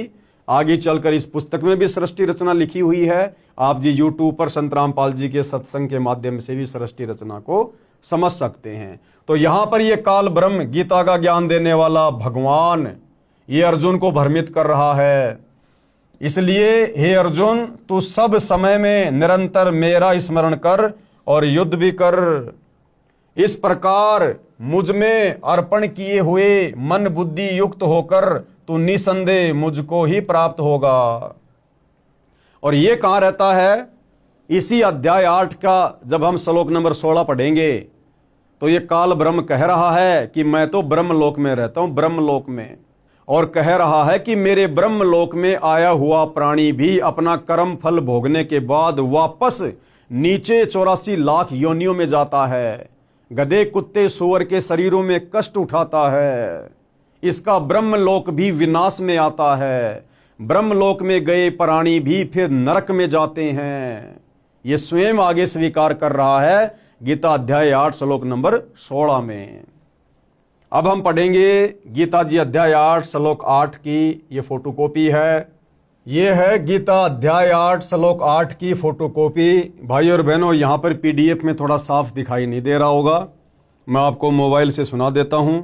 इसमें काल ब्रह्म के द्वारा गीता का ज्ञान देते समय अर्जुन को कहा गया है कि जो व्यक्ति अभ्यास के द्वारा अपने मन को एकाग्र करके लगातार परम पुरुष ईश्वर का ध्यान करता है, वह निश्चय ही मुझे ईश्वर को प्राप्त कर लेता है। यहां भाई और बहनों, ये थोड़ी सी अटकलबाजी कर गया। यहां पर यह काल जीव को भ्रमित करने की दृष्टि से अटकलबाजी कर रहा है और क्या कह रहा है कि जो व्यक्ति अभ्यास के द्वारा अपने मन को एकाग्र करके यानी सत भक्ति करके अपने मन को एकाग्र करके लगातार परम पुरुष का ध्यान करता है। परम पुरुष कौन? परम अक्षर ब्रह्म, सनातन परम धाम का मालिक कबीर देव। जो व्यक्ति अपने मन को एकाग्र करके लगातार परम पुरुष का ध्यान करता है वह निश्चय ही मुझे प्राप्त कर लेता है। अरे भैया, परम अक्षर ब्रह्म का ध्यान करने वाला तुझे कैसे प्राप्त होगा? क्योंकि इसने पहले स्पष्ट कर दिया कि शरीर छोड़ते समय अंत काल में जो व्यक्ति जिसका भी स्मरण करता है उसी के लोक में जाएगा। तो यहां पर यह खुद कह रहा है कि जो व्यक्ति अभ्यास के द्वारा अपने मन को एकाग्र करके लगातार परम पुरुष का ध्यान करता है, तो भाई जो परम पुरुष का ध्यान करेगा वो तो परम पुरुष के लोक में जाएगा, सतलोक में। लेकिन आगे फिर ये अटकलबाजी कर रहा है जीव को भ्रमित करने के लिए, वह निश्चय ही मुझे प्राप्त कर लेगा। तो अब हम आगे बढ़ते हैं भाई और बहनों। गीता अध्याय 8 श्लोक 9 की फोटोकॉपी यह श्लोक आप जी के सामने है। जो पुरुष सर्वज्ञ, अनादि, सबके नियंता, सूक्ष्म से भी अति सूक्ष्म, सबके धारण पोषण करने वाले, अचिंत्य स्वरूप, सूर्य के सदृश नित्य चेतन प्रकाश रूप और अविद्या से अति परे शुद्ध सच्चिदानंद घन ब्रह्म परमेश्वर का सुमरण करता है। अब देखो भाई और बहनों, ये गीता अध्याय 8 श्लोक 9 है। बहुत सारे भाई बहन उस समय सवाल करते हैं जब सतगुरु रामपाल जी वेदों में कबीर नाम लिखा हुआ बताते हैं कि देखो जी वेदों में उस परमेश्वर का नाम भी लिखा हुआ है, कबीर देव, कबीर अग्नि। तो बहुत सारे भाई बहन ऑब्जेक्शन करते हैं कि जी गीता जी में दिखाओ कबीर जी का गीता में कहां नाम लिखा हुआ है, क्योंकि वेदों में परमात्मा का नाम लिखा हुआ है कवि, और कवि के आगे 2 अपसर्ग लगे हुए हैं। तो गुरुदेव ने फिर क्लियर कर दिया कि ये कबीर देव है। तो बहुत सारे भाई बहन फिर सवाल करते हैं जी गीता में दिखाओ कबीर जी का कहीं नाम है। तो यदि गीता जी चारों वेदों का इसार है तो गीता जी में भी तो कबीर जी का नाम होना चाहिए।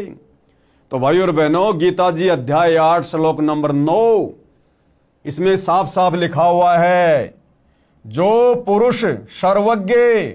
अब इन्होंने ये लिखा हुआ है कवीम। अब इन गीता के अनुवादकों ने, क्योंकि इनको तत्व ज्ञान तो था नहीं, और इन्होंने कवियम की जगह सर्वज्ञ कर दिया, जबकि कोई भी कवि कभी भी सर्वज्ञ हो ही नहीं सकता। किसी भी कवि को संपूर्ण सृष्टि का ज्ञान हो ही नहीं सकता।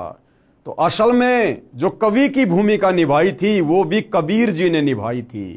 तो यहां पर सर्वज्ञ कर दिया, तो सर्वज्ञ तो केवल भाई कबीर परमात्मा ही है, सृष्टि में दूसरा कोई नहीं है। तो गीता अध्याय 8 श्लोक 9 में साफ साफ उस परमेश्वर का नाम लिखा हुआ है। ये कविम पुराणम अनुशासितारम अणो अणियांसम साफ साफ लिखा हुआ है। जो पुरुष यानी जो परमात्मा, जो भगवान सर्वज्ञ है। अब सर्वज्ञ तो सारी सृष्टि में एक ही है, कबीर देव। जो पुरुष यानी परमात्मा सर्वज्ञ है, यानी सब कुछ जानने वाला है। अनादि, अनादि यानी सबसे पहले वाला, सबके नियंता यानी सबके ऊपर जिसकी सत्ता है, सूक्ष्म से भी अति सूक्ष्म, और सबके धारण पोषण करने वाले। तो भाई सबका धारण पोषण करने वाला तो एक ही परमात्मा है, परम अक्षर ब्रह्म कबीर देव।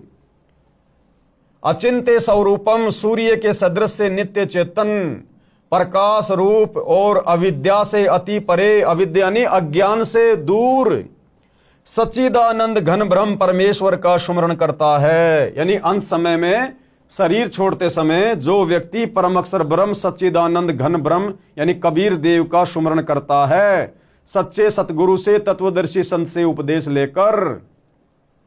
फिर गीता अध्याय 8 श्लोक 10 की फोटोकॉपी ये श्लोक आप जियों के सामने है। इसमें क्या लिखा गया है? वह भक्ति युक्त पुरुष अंत काल में भी योग बल से, योग बल यानी भक्ति की शक्ति से, यानी जो सत भक्ति आप और हमें पूज्य गुरुदेव भगवान ने दी है, योग यानी भक्ति, बल यानी भक्ति की शक्ति से, वह भक्ति युक्त पुरुष यानी साधक भगत अंत काल में यानी शरीर छोड़ते समय योग बल से यानी भक्ति की शक्ति से भ्रकुटी के मध्य में प्राणों को अच्छी प्रकार निश्चल मन से सुमरण करता हुआ उस दिव्य रूप परम पुरुष परमात्मा को ही प्राप्त होता है।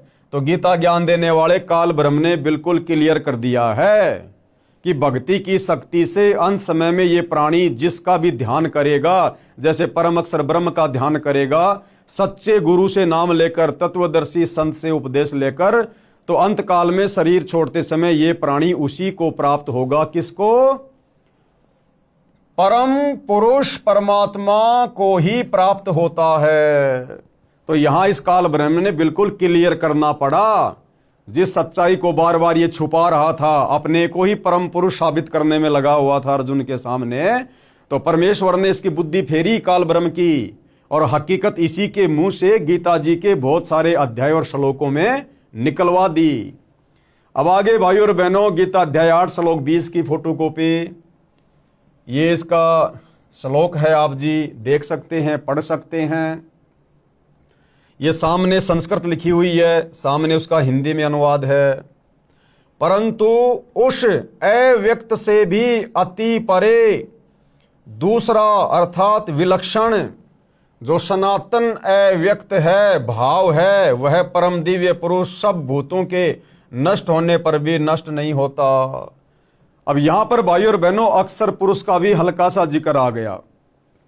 परंतु उस अव्यक्त से भी अति परे, अव्यक्त कौन? ये अक्षर पुरुष, सात संग ब्रह्मांड का स्वामी, गीता ज्ञान देने वाले भगवान से अन्य एक अव्यक्त और बताया गया है, अक्षर पुरुष।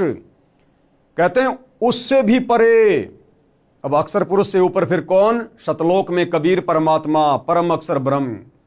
परंतु उस अव्यक्त से भी अति परे दूसरा अर्थात विलक्षण जो सनातन अव्यक्त भाव है, वह परम दिव्य पुरुष सब भूतों के नष्ट होने पर भी नष्ट नहीं होता। यानी वो कबीर परमात्मा, परम अक्षर ब्रह्म, सतलोक का राजा, सभी प्राणियों के नष्ट होने पर भी वो नष्ट नहीं होता। यानी वो अकाल मूर्त है, वो अविनाशी है। आगे गीता अध्याय 8 श्लोक 21 की फोटोकॉपी। अब यहां पर भाई और बहनों गुरुदेव ने क्लियर क्या करना चाहा है कि ये खुद गीता का ज्ञान देने वाला काल ब्रह्म अपने से अन्य किसी और परम अक्षर ब्रह्म की ओर संकेत कर रहा है कि वो सबके नष्ट होने पर भी नष्ट नहीं होता। यानी ये गीता ज्ञानदाता भी नष्ट होता है, इसके भी जन्म और मृत्यु है, उस अक्षर पुरुष की भी जन्म और मृत्यु है।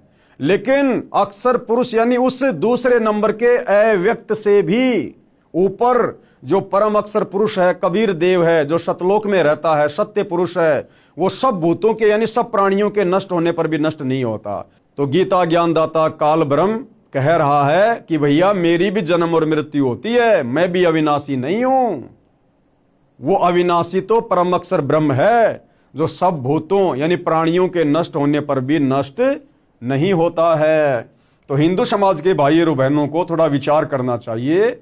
जिस गीता ज्ञान देने वाले भगवान को हमने उत्तम भगवान मान लिया था, हमारे धर्म गुरुओं की नादानी के कारण, शास्त्रों का ज्ञान ना होने के कारण, वो गीता का ज्ञान देने वाला भगवान काल ब्रह्म वो तो कह रहा है कि मेरे से अन्य है वो परम अक्षर ब्रह्म जो कभी भी नष्ट नहीं होता, वो अविनाशी है और उसी की भक्ति से पूर्ण मोक्ष होगा। आगे गीता अध्याय 8 श्लोक 21 की फोटोकॉपी, श्लोक संस्कृत में आप जियों के सामने है। अव्यक्त अक्षर इस नाम से कहा गया है, उसी अक्षर नामक अव्यक्त भाव को परम गति कहते हैं। यानी जो व्यक्ति उस परम पुरुष की भक्ति करके, अक्षर पुरुष ब्रह्म की भक्ति करके, साधना करके, तत्वदर्शी संत से साधना लेकर जो उस कबीर देव परम अक्षर ब्रह्म की भक्ति करता है और जो उसके लोक में चला जाता है, कहते हैं उसी को परम गति कहते हैं। यानी उस सनातन परम धाम में जाने के बाद ये प्राणी वापस लौटकर संसार में नहीं आता। वहां जाने के बाद कभी भी जीव की मृत्यु नहीं होती है, कभी बुढ़ापा नहीं आता है, वहां सर्व सुख है। जिस सनातन अव्यक्त भाव को प्राप्त होकर मनुष्य वापस नहीं आते, कहां? इस काल ब्रह्म के 21 ब्रह्मांड में, इस मृत्यु लोक में, 84 लाख योनियों में, वह मेरा परम धाम है। गीता का ज्ञान देने वाला काल ब्रह्म, ब्रह्मा विष्णु महेश का पिता, दुर्गा का पति, गीता का ज्ञान देते समय अब क्या कह रहा है कि मेरा भी वही परम धाम है, यानी अर्जुन मैं भी उसी परम धाम से आया हुआ हूं, मैं भी उसी सतलोक से यहां नीचे आया हुआ हूं। अब ये सारी जानकारी जब आप सृष्टि रचना पढ़ेंगे तब पता चलेगा कि परम अक्षर ब्रह्म ने, सत्य पुरुष ने, कबीर देव ने इस काल ब्रह्म को क्यों श्राप दिया, क्यों इसको दुर्गा और हम सभी प्राणियों समेत नीचे 21 ब्रह्मांड में भेज दिया। और यहां गीता अध्याय 8 श्लोक 21 में ये गीता ज्ञान देने वाला भगवान खुद स्वीकार कर रहा है कि वह मेरा परम धाम है, कि अर्जुन मैं भी वहीं का निवासी था, मैं भी पहले वही रहा करता था, उसी परम अक्षर ब्रह्म के धाम में, सतलोक में। तो क्लियर कर दिया है भाइयों और बहनों कि गीता ज्ञानदाता सर्वश्रेष्ठ परमात्मा नहीं है, इससे ऊपर सर्वश्रेष्ठ परमात्मा परम अक्षर ब्रह्म है, सत्य पुरुष है, कबीर देव है, जिसकी साधना तत्वदर्शी संत से लेकर करने से ही हमारी आत्मा का कल्याण होगा। आगे गीता अध्याय 8 श्लोक 22 की फोटोकॉपी, ये संस्कृत में श्लोक लिखा हुआ है, इधर संस्कृत है, सामने बिल्कुल हिंदी है। हे पार्थ यानी हे अर्जुन, जिस परमात्मा के अंतर्गत सर्वभूत हैं, सर्वभूत यानी सभी प्राणी।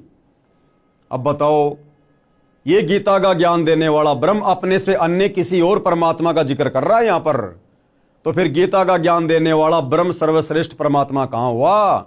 ये तो कह रहा कि हे पार्थ, हे अर्जुन, जिस परमात्मा के अंतर्गत यानी जिस परम अक्षर ब्रह्म के अंडर में सर्वभूत हैं यानी सभी प्राणी हैं, और जिस सच्चिदानंद घन ब्रह्म परमात्मा से यह समस्त जगत परिपूर्ण है, और जिसने इस समस्त सृष्टि की रचना की है, वह सनातन अव्यक्त परम पुरुष तो अनन्य भक्ति से ही प्राप्त होने योग्य है।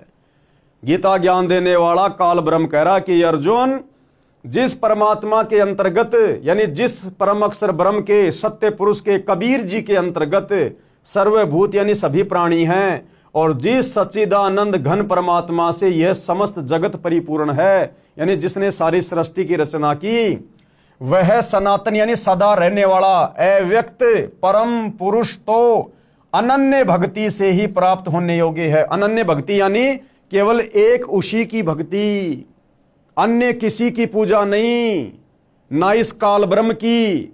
ये बात कहकर ये काल ब्रह्म अपनी पूजा के लिए भी मना कर रहा है, अपनी साधना के लिए भी मना कर रहा है। वो परम अक्षर ब्रह्म सनातन परमात्मा केवल अनन्य भक्ति से, अनन्य भक्ति का मतलब होता है केवल एक को ही अपना इष्ट मानकर पूजना। इसलिए भाइयों और बहनों, गीता जी स्वयं देवी देवताओं की पूजा को मना कर रही है, ब्रह्मा विष्णु महेश की पूजा को मना कर रही है, और गीता ज्ञान देने वाला इस 21 ब्रह्मांड का स्वामी ये काल निरंजन अपनी खुद की भक्ति करने को भी मना कर रहा है कि भैया पूजा तो केवल उस परम अक्षर ब्रह्म की करो, तभी तुम्हें सनातन परम धाम मिलेगा। आगे बढ़ते हैं भाइयों और बहनों, गीता अध्याय 15 श्लोक 17 की फोटोकॉपी। अब यहां पर बिल्कुल क्लियर कर दिया गया है, उत्तम पुरुष तु अन्य परमात्मा इति उदाहरतः ये लोक तरम अवश्य विभर्ति अवय ईश्वर। उत्तम पुरुष तु अन्य यानी उत्तम, उत्तम यानी सर्वश्रेष्ठ, उत्तम यानी सर्वश्रेष्ठ, और ये पुरुष, पुरुष यानी परमात्मा, गीता का ज्ञान देने वाला भगवान, ये काल ब्रह्म, ब्रह्मा विष्णु महेश का पिता, दुर्गा का पति, स्पष्ट कर रहा है कि अर्जुन सर्वश्रेष्ठ परमात्मा तो कोई और ही है। यानी ये स्वयं गीता का ज्ञान देने वाला काल ब्रह्म सर्वश्रेष्ठ परमात्मा नहीं है। और क्या कह रहा है? उत्तम पुरुष तो अन्य ही है, उत्तम यानी सर्वश्रेष्ठ, और ये पुरुष यानी भगवान। कहता है वो तो अन्य ही है अर्जुन, मेरे से अन्य है, जो तीनों लोकों में प्रवेश करके सबका धारण पोषण करता है। तीनों लोक ये ब्रह्मा विष्णु महेश के लोक नहीं, तीनों लोक ये पाताल स्वर्ग और पृथ्वी नहीं, पूरा 21 ब्रह्मांड इस काल का एक लोक है। दूसरा लोक कहा जाता है अक्षर पुरुष के 7 संग ब्रह्मांडों को, और तीसरा लोक कहा जाता है ऊपर के चारों अविनाशी लोकों को। यानी 21 ब्रह्मांड एक लोक हो गया, अक्षर पुरुष के ब्रह्मांड ये दूसरा लोक हो गया, और ऊपर के चारों अविनाशी लोक, शतलोक, अगमलोक, अलखलोक, अनामी लोक, इन चारों को मिलाकर एक लोक की संज्ञा दी गई है कि जो परमात्मा, जो उत्तम पुरुष तीनों लोकों में प्रवेश करके सबका धारण पोषण करता है। उत्तम पुरुष तो अन्य ही है जो तीनों लोकों में प्रवेश करके इन तीनों लोकों के अंतर्गत सारी सृष्टि आ जाती है, जो तीनों लोकों में प्रवेश करके सबका धारण पोषण करता है। अविनाशी परमेश्वर और परमात्मा इस प्रकार कहा गया है। ये गीता ज्ञान देने वाला कह रहा कि अर्जुन, इसलिए मैं उसको परमेश्वर कहता हूं, अविनाशी कहता हूं। क्यों? क्योंकि वो तीनों लोकों में प्रवेश करके यानी सारी सृष्टि का धारण पोषण करता है, इसलिए वो मेरे से अन्य उत्तम परमात्मा है, उत्तम परमेश्वर है। और उसी की भक्ति करने से जीव आत्मा का सदा सदा के लिए जन्म और मरण से छुटकारा होता है, अन्य कोई चारा नहीं है। तो अब विशेषकर हिंदू समाज से जुड़े श्रद्धालुओं को अपनी आंखों से गीता जी के ये प्रमाण देखकर विचार करना चाहिए, चिंतन करना चाहिए कि गीता जैसा पवित्र ग्रंथ हमें अध्यात्म के विषय में क्या मार्गदर्शन कर रहा है, भक्ति और भगवान के विषय में हमें क्या कहना चाह रहा है। और हमारे नादान धर्म गुरुओं ने तत्व ज्ञान के अभाव में हमें गीता और वेदों का क्या उल्टा पाठ पढ़ा दिया है, हमें भगवान और भक्ति की परिभाषा से कोसों दूर कर दिया है। तो आगे बढ़ते हैं भाइयों और बहनों। गीता अध्याय 2 श्लोक 17 की फोटोकॉपी, यानी फिर से गीता का ज्ञान देने वाला ये काल ब्रह्म, ब्रह्मा विष्णु महेश का पिता, दुर्गा का पति, अपने से अन्य उस परम अक्षर ब्रह्म की जानकारी दे रहा है, अपने से अन्य उस सर्वश्रेष्ठ परमात्मा के विषय में बता रहा है। और क्या कह रहा है? गीता अध्याय 2 श्लोक नंबर 17 आप जी की आंखों के सामने है। नाश रहित तो तू उसको जान जिससे यह संपूर्ण जगत व्याप्त है। यह आपकी आंखों के सामने संस्कृत है। अविनाशी, अविनाशी यानी नाश रहित, जिसका कभी विनाश नहीं होता। अविनाशी तू तत्विधि येन इदम सर्वम, यानी हे अर्जुन, नाश रहित यानी कभी जिसका नाश ना हो, नाश रहित तो तू उसको जान जिससे यह संपूर्ण जगत व्याप्त है। यानी हे अर्जुन, तू अविनाशी यानी नाश रहित भगवान यानी परमात्मा उसको जान जिसने सारे संसार की रचना की है। अगर सारे संसार की रचना करने वाला भगवान ये गीता का ज्ञान देने वाला ब्रह्म होता तो अर्जुन को अपने से अन्य किसी और की तरफ संकेत ना करता। क्लियर है भाइयों और बहनों कि नाश रहित तो तू उसको जान जिससे यह संपूर्ण जगत व्याप्त है यानी विद्यमान है। इस अविनाशी का विनाश करने में कोई भी समर्थ नहीं है। क्लियर कर दिया गीता के ज्ञान देने वाले ने, जिसको हिंदू समाज अपना भगवान मानता है। वो कह रहा कि अर्जुन, उसका नाश करने में कोई भी समर्थ नहीं है, यानी एकमात्र सृष्टि में वही अविनाशी परमात्मा है, परम अक्षर ब्रह्म, सत्य पुरुष। गीता ज्ञान बोलने वाले ने अपनी स्थिति गीता अध्याय 2 श्लोक 12, गीता अध्याय 4 श्लोक 5, गीता अध्याय 10 श्लोक 2 में इस प्रकार बताई है। अब ये गीता ज्ञान देने वाला कौन? काल ब्रह्म, जो श्री कृष्ण जी के शरीर में प्रेत की तरह प्रवेश करके गीता का ज्ञान दे रहा है। अब भाइयों और बहनों, इन श्लोकों में कौन कौन से श्लोकों में?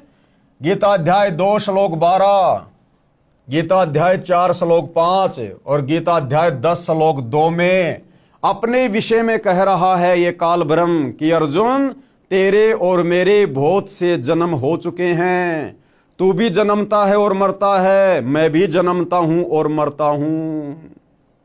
यानी ये गीता का ज्ञान देने वाला भगवान अविनाशी नहीं है। अविनाशी कौन है उसके विषय में तो इसने ऊपर के श्लोक में बता दिया कि अविनाशी तो उसको जान जिसको मारने में कोई भी समर्थ नहीं है। और अब ये गीता का ज्ञान देने वाला काल ब्रह्म गीता अध्याय 2 श्लोक 12, गीता अध्याय 4 श्लोक 5 और गीता अध्याय 10 श्लोक 2 में अपनी स्थिति बता रहा है जन्म और मरण के विषय में। कह रहा कि मैं अविनाशी नहीं हूं, मेरे तो जन्म और मृत्यु होती है। अब बताओ भाइयों और बहनों, जिसकी खुद की जन्म और मृत्यु हो, फिर वो कैसे परमात्मा हो सकता है? ध्यान से पढ़िएगा। पेश है गीता अध्याय 2 श्लोक 12, गीता अध्याय 4 श्लोक 5 और गीता अध्याय 10 श्लोक 2 की फोटोकॉपी। देखो भाइयों और बहनों, आज तक के भक्ति इतिहास में हमारे किसी भी धर्म गुरु ने, किसी भी आचार्य और शंकराचार्य ने, किसी भी कथावाचक ने या किसी भी धर्म के किसी भी गुरु ने हमें इन धर्मशास्त्रों को इस प्रकार से अध्याय बताकर, श्लोक बताकर, उंगली रख रख कर हमें इस प्रकार से नहीं समझाए, क्योंकि इन लोगों के पास में तत्व ज्ञान का अभाव था। इन चारों वेदों में, गीता जी में, कुरान, तौरेत, जबूर, इंजिल, बाइबल, इनमें कंप्लीट अध्यात्म का ज्ञान नहीं है। तो जब हमारे धर्म गुरुओं को ही कंप्लीट अध्यात्म का ज्ञान नहीं था, तो भला वे हमें क्या बताते, क्या समझाते? और जैसा उन्होंने अपनी बुद्धि स्तर से इन धर्मशास्त्रों को समझा आधा अधूरा, वही आधा अधूरा ज्ञान इन्होंने समाज में पेश कर दिया। और हम नादानों ने उनको संस्कृत के ज्ञाता मानकर, अध्यात्म के मार्गदर्शक मानकर, उनके द्वारा बताए गए आधे अधूरे ज्ञान को हमने सर्वश्रेष्ठ ज्ञान मानकर स्वीकार कर लिया, जिस कारण से हमारी मुक्ति नहीं हो पा रही। हमारे पूर्वज शरीर छोड़ने के बाद शास्त्र विरुद्ध साधना करने के चलते प्रेत योनि में चले गए। आज उनके श्राद्ध निकलवाए जा रहे हैं। श्राद्ध निकलवाने का मतलब है हमारे जो पूर्वज हैं वो भूत बने हुए हैं, भूत। तो भाइयों और बहनों, अब हमें वो सर्वश्रेष्ठ भक्ति सतगुरु रामपाल जी के सानिध्य में प्राप्त हुई है, जिस सत भक्ति को करके ना हमने भूत बनना, ना प्रेत बनना, ना हमने भ्रमना भटकना, ना हमने नरक में जाना, ना हमारा कभी जन्म होगा, ना कभी फिर हमारी मृत्यु होगी। और हम सदा सदा के लिए परम अक्षर ब्रह्म सत्य पुरुष कबीर देव जी के लोक में, सत्य लोक में चले जाएंगे, जहां पर हमें सर्व सुख प्राप्त होंगे। तो अब यहां गीता अध्याय 2 श्लोक 12, गीता अध्याय 4 श्लोक 5 और गीता अध्याय 10 श्लोक 2 में ये गीता ज्ञान देने वाला भगवान स्वयं की स्थिति के बारे में बता रहा है कि भैया मेरी भी जन्म और मृत्यु होती है अर्जुन। ध्यान से देखिए भाइयों और बहनों, गीता अध्याय 2 श्लोक 12 की फोटोकॉपी आप भाई बहनों की आंखों के सामने है। गीता अध्याय 2 श्लोक 12, ये संस्कृत में श्लोक लिखा हुआ है, आप जी अपने घर पर रखी गीता जी से मिलान कर सकते हैं। न तू एवं एवं अहम जातु न आशम त्वम न आसी। क्या लिखा हुआ है? न तो ऐसा है कि मैं किसी काल में नहीं था। अब इसका क्या मतलब है भाइयों और बहनों? ये गीता ज्ञान देने वाला काल ब्रह्म, दुर्गा का पति, ब्रह्मा विष्णु महेश का पिता, ज्योति निरंजन क्या कह रहा है अर्जुन को? न तो ऐसा है कि अर्जुन ऐसा भी नहीं है कि मैं किसी काल में नहीं था, यानी मैं हर समय रहता हूं, यानी मेरा जन्म होता रहता है। न तो ऐसा ही है कि मैं किसी काल में नहीं था, अथवा तू नहीं था, अथवा ये राजा लोग नहीं थे, क्योंकि महाभारत के युद्ध में बहुत सारे राजा लोग खड़े हुए थे, उनके विषय में कहा जा रहा है कि अर्जुन न तो ऐसा है कि किसी भी काल में मैं नहीं था या तू नहीं था या फिर ये राजा लोग नहीं थे, और न ही ऐसा ही है कि इससे आगे हम सब नहीं रहेंगे, यानी आगे भी हमारे जन्म होते रहेंगे, हम मरते रहेंगे और हमारे जन्म होते रहेंगे।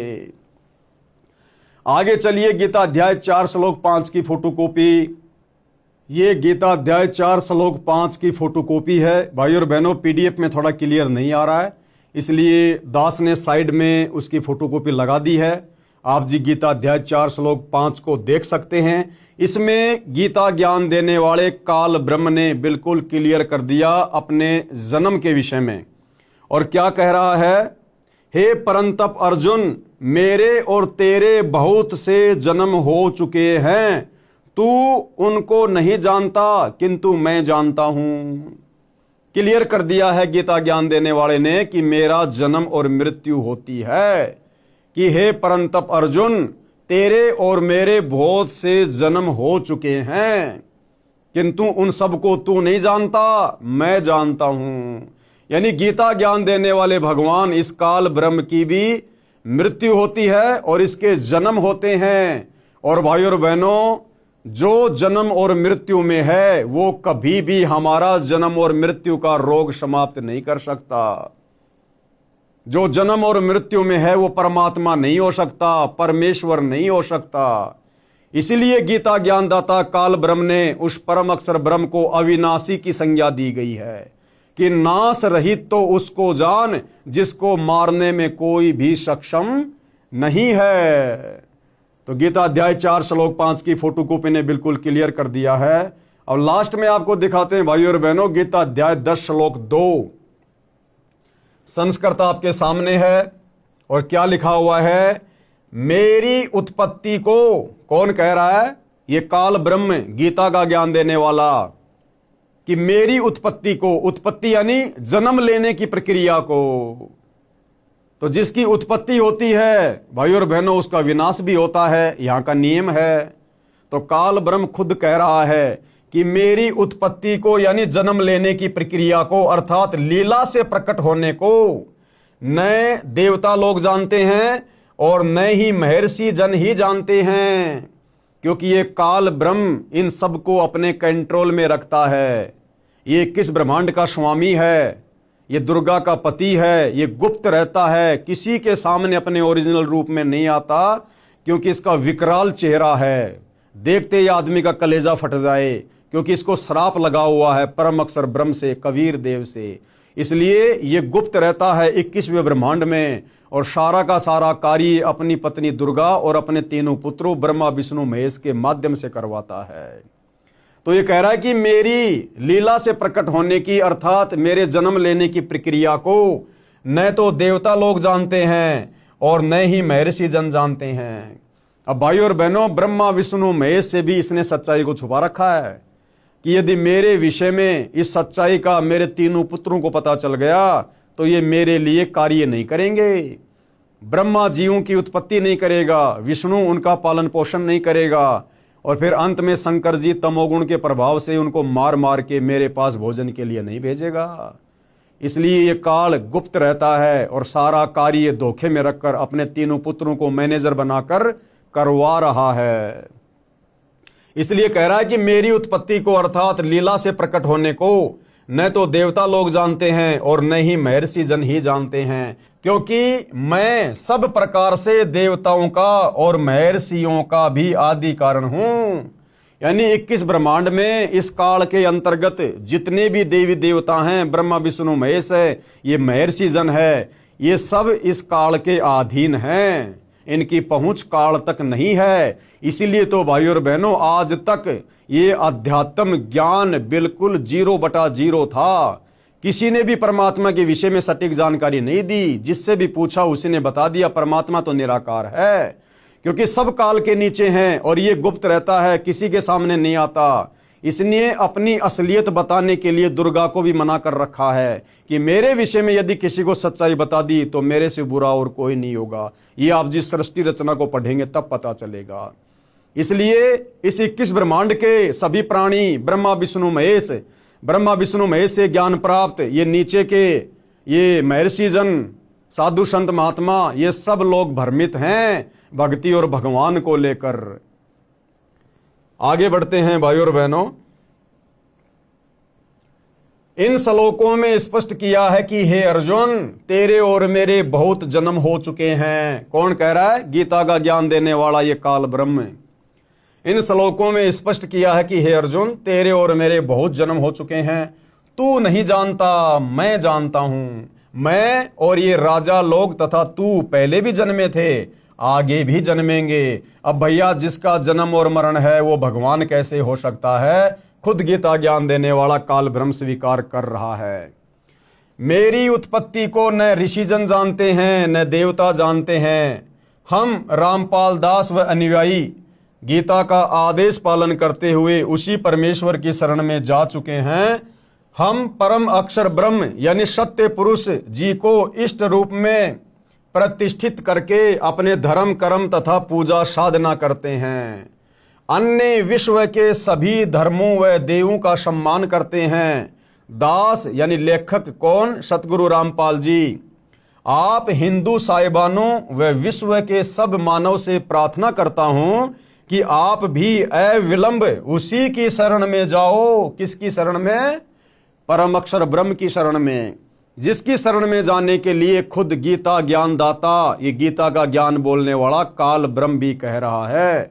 आप सबका मानव जीवन धन्य हो जाएगा।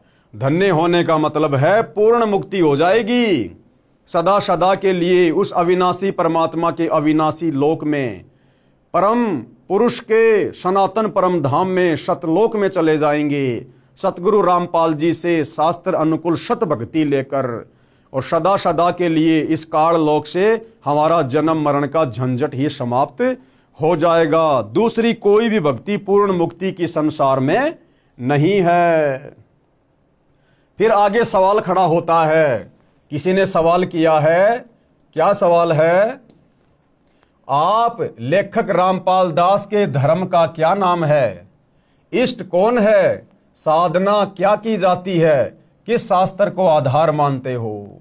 तो पूज्य गुरुदेव भगवान क्या उत्तर दे रहे हैं? पुस्तक के प्रारंभ में मैंने अपना धर्म स्पष्ट कर दिया है। क्या? हमारा धर्म मानव है। यानी ये जितने भी धर्म हैं जो वर्तमान में प्रचलित हैं, हिंदू, मुस्लिम, सिख, ईसाई, जैनी, यहूदी, बौद्ध, सिख, ये तो हमारे धार्मिक धर्म गुरुओं की अज्ञानता का नतीजा है, जो समाज को इन शास्त्रों का निष्कर्ष निकालकर सत भक्ति नहीं दे पाए, जिस कारण से समाज धीरे धीरे सनातनी पूजा से हटकर संप्रदायों में बट गया, देवी देवताओं की पूजा में बट गया। तो ये जो तथाकथित धर्म है, ये तो हमारे नादान धर्म गुरुओं की देन है। अन्यथा हम सभी प्राणियों का एक ही धर्म है, मानव धर्म, क्योंकि हम सब मानव है, इंसान हैं, और जिसके अंदर मानवता है, इंसानियत है, दया है, धर्म है, वही असल में धार्मिक व्यक्ति है। पुस्तक के प्रारंभ में मैंने अपना धर्म स्पष्ट कर दिया। हमारा धर्म मानव है। हम मानव शरीरधारी प्राणी हैं। यह आदि सनातन धर्म पंथ कहा जाता है। हमारा इष्ट यानी इष्ट कौन है? परम अक्षर ब्रह्म, जिसकी शरण में जाने के लिए गीता ज्ञानदाता कह रहा है। परम अक्षर ब्रह्म यानी सत्य पुरुष है। हम सूक्ष्म वेद के आधार से साधना में पूजा करते हैं, क्योंकि चारों वेदों में भक्ति का कंप्लीट ज्ञान नहीं है। इसलिए पांचवा वेद सूक्ष्म वेद, उसकी रचना स्वयं परम अक्षर ब्रह्म धरती पर संत रूप में आकर करवाते हैं। उसमें कंप्लीट अध्यात्म का ज्ञान होता है, और फिर उस पांचवें सूक्ष्म वेद को समझाने के लिए वही परम अक्षर ब्रह्म सत्य पुरुष कबीर देव तत्वदर्शी संत बनकर धरती पर प्रकट होते हैं, जैसे कि वर्तमान में सतगुरु रामपाल जी। परम अक्षर ब्रह्म का नाम कबीर है। चारों वेद व गीता जी का ज्ञान सूक्ष्म वेद से लिया अधूरा ज्ञान है, परंतु जितना इनमें ज्ञान है वह सत्य है, सूक्ष्म वेद से मिलता है। हमारा धाम सत्य लोक है, यानी हम कहाँ के निवासी हैं? सतलोक के, जिसे सनातन परम धाम भी कहा जाता है। सनातन मतलब जो कभी भी विनाश में नहीं आता, और ये परम यानी सर्वश्रेष्ठ, और धाम यानी जगह, स्थान। कृपया पढ़े इसी पुस्तक के पेज नंबर 437 पर उन्हें साधकों की आत्मकथा, जो पहले हिंदू समाज में चल रही शास्त्रों की विपरीत पूजा करते थे, जिससे कोई लाभ नहीं हुआ। जब से शास्त्रोक्त साधना करने लगे, कितना चमत्कारी लाभ हुआ, मोक्ष भी हुआ। अतः विश्व के सब भाइयों तथा बहनों से निवेदन करता हूं कि सब एक हो जाओ। यानी अब वो समय आ गया सत भक्ति करके जन्म मरण से अपना पीछा छुड़वाने का। ये भक्ति युग शुरू हो चुका है। सत्य साधना करके जन्म मृत्यु के कष्ट से सदा के लिए छुटकारा प्राप्त करो। परमेश्वर के उस परम धाम में जाओ, जहां जाने के पश्चात साधक यानी भगत, साधिका यानी फीमेल भगत फिर लौटकर संसार में नहीं आते। आप सभी का शुभ चिंतक लेखक संत रामपाल दास यानी सतगुरु रामपाल जी। तो भाइयों और बहनों, हिंदू धर्म के सर्वश्रेष्ठ ग्रंथ पवित्र गीता जी ने भक्ति और भगवान की स्थिति को दर्शाते हुए, उसके विषय में साफ साफ बताते हुए किसी प्रकार की कोई कमी नहीं छोड़ी है। आप और हमें मनुष्य जन्म प्राप्त हैं। हमें परमपिता परमेश्वर ने 84 लाख योनियों से भिन्न शरीर प्रदान किया है। विशेष हमारे को बुद्धि प्रदान की है, सोचने समझने की, सलाह लेने की हमारे को विशिष्ट परमात्मा ने यह तर्क शक्ति दी है। हम इन सभी चीज़ों का इस्तेमाल करते हुए इस अध्यात्म को जानने और पहचानने का धैर्य पूर्वक निष्पक्ष होकर प्रयत्न करें, प्रयास करें। तभी भाइयों और बहनों, हम इस पुस्तक में लिखे गूढ़ ज्ञान को, सत्य ज्ञान को समझ पाएंगे और सतगुरु रामपाल जी की शरण प्राप्त करके अपनी आत्मा का कल्याण करवा पाएंगे। तो भाइयों और बहनों, पवित्र पुस्तक हिंदू साहिबान नहीं समझे गीता वेद पुराण, इस पर आज हमारा ये 3रे नंबर का वीडियो था और आज इस पुस्तक की भूमिका समाप्त हो चुकी है। कल हम इस पुस्तक के 2 अध्याय से शुरू करेंगे आगे, जिसमें समझाया जाएगा 2 अध्याय पवित्र हिंदू शास्त्र वर्सेज हिंदू, यानी पवित्र हिंदू धर्म के पवित्र शास्त्रों में, 4 वेदों में और गीता जी में भक्ति और भगवान के विषय में क्या लिखा हुआ है और हिंदू समाज अपने ही धर्म के सदग्रंथों के विरुद्ध साधना कर रहा है या उन शास्त्रों के अनुसार साधना कर रहा है। इन सब बातों की जानकारी हम कल के वीडियो में प्राप्त करेंगे। तब तक के लिए पूज्य गुरुदेव भगवान हम सबको आशीर्वाद दे, हम सबका मार्गदर्शन करे, हमें सद्बुद्धि प्रदान करे, ताकि उनके कर कमल से लिखित इन पवित्र पुस्तकों की सच्चाई हमारी समझ में आ सके और हम अपना आत्म कल्याण करवाने की दिशा में आगे बढ़ें। तो आज के वीडियो में केवल इतना ही। बंदी छोड़ सतगुरु रामपाल जी भगवान की जय हो।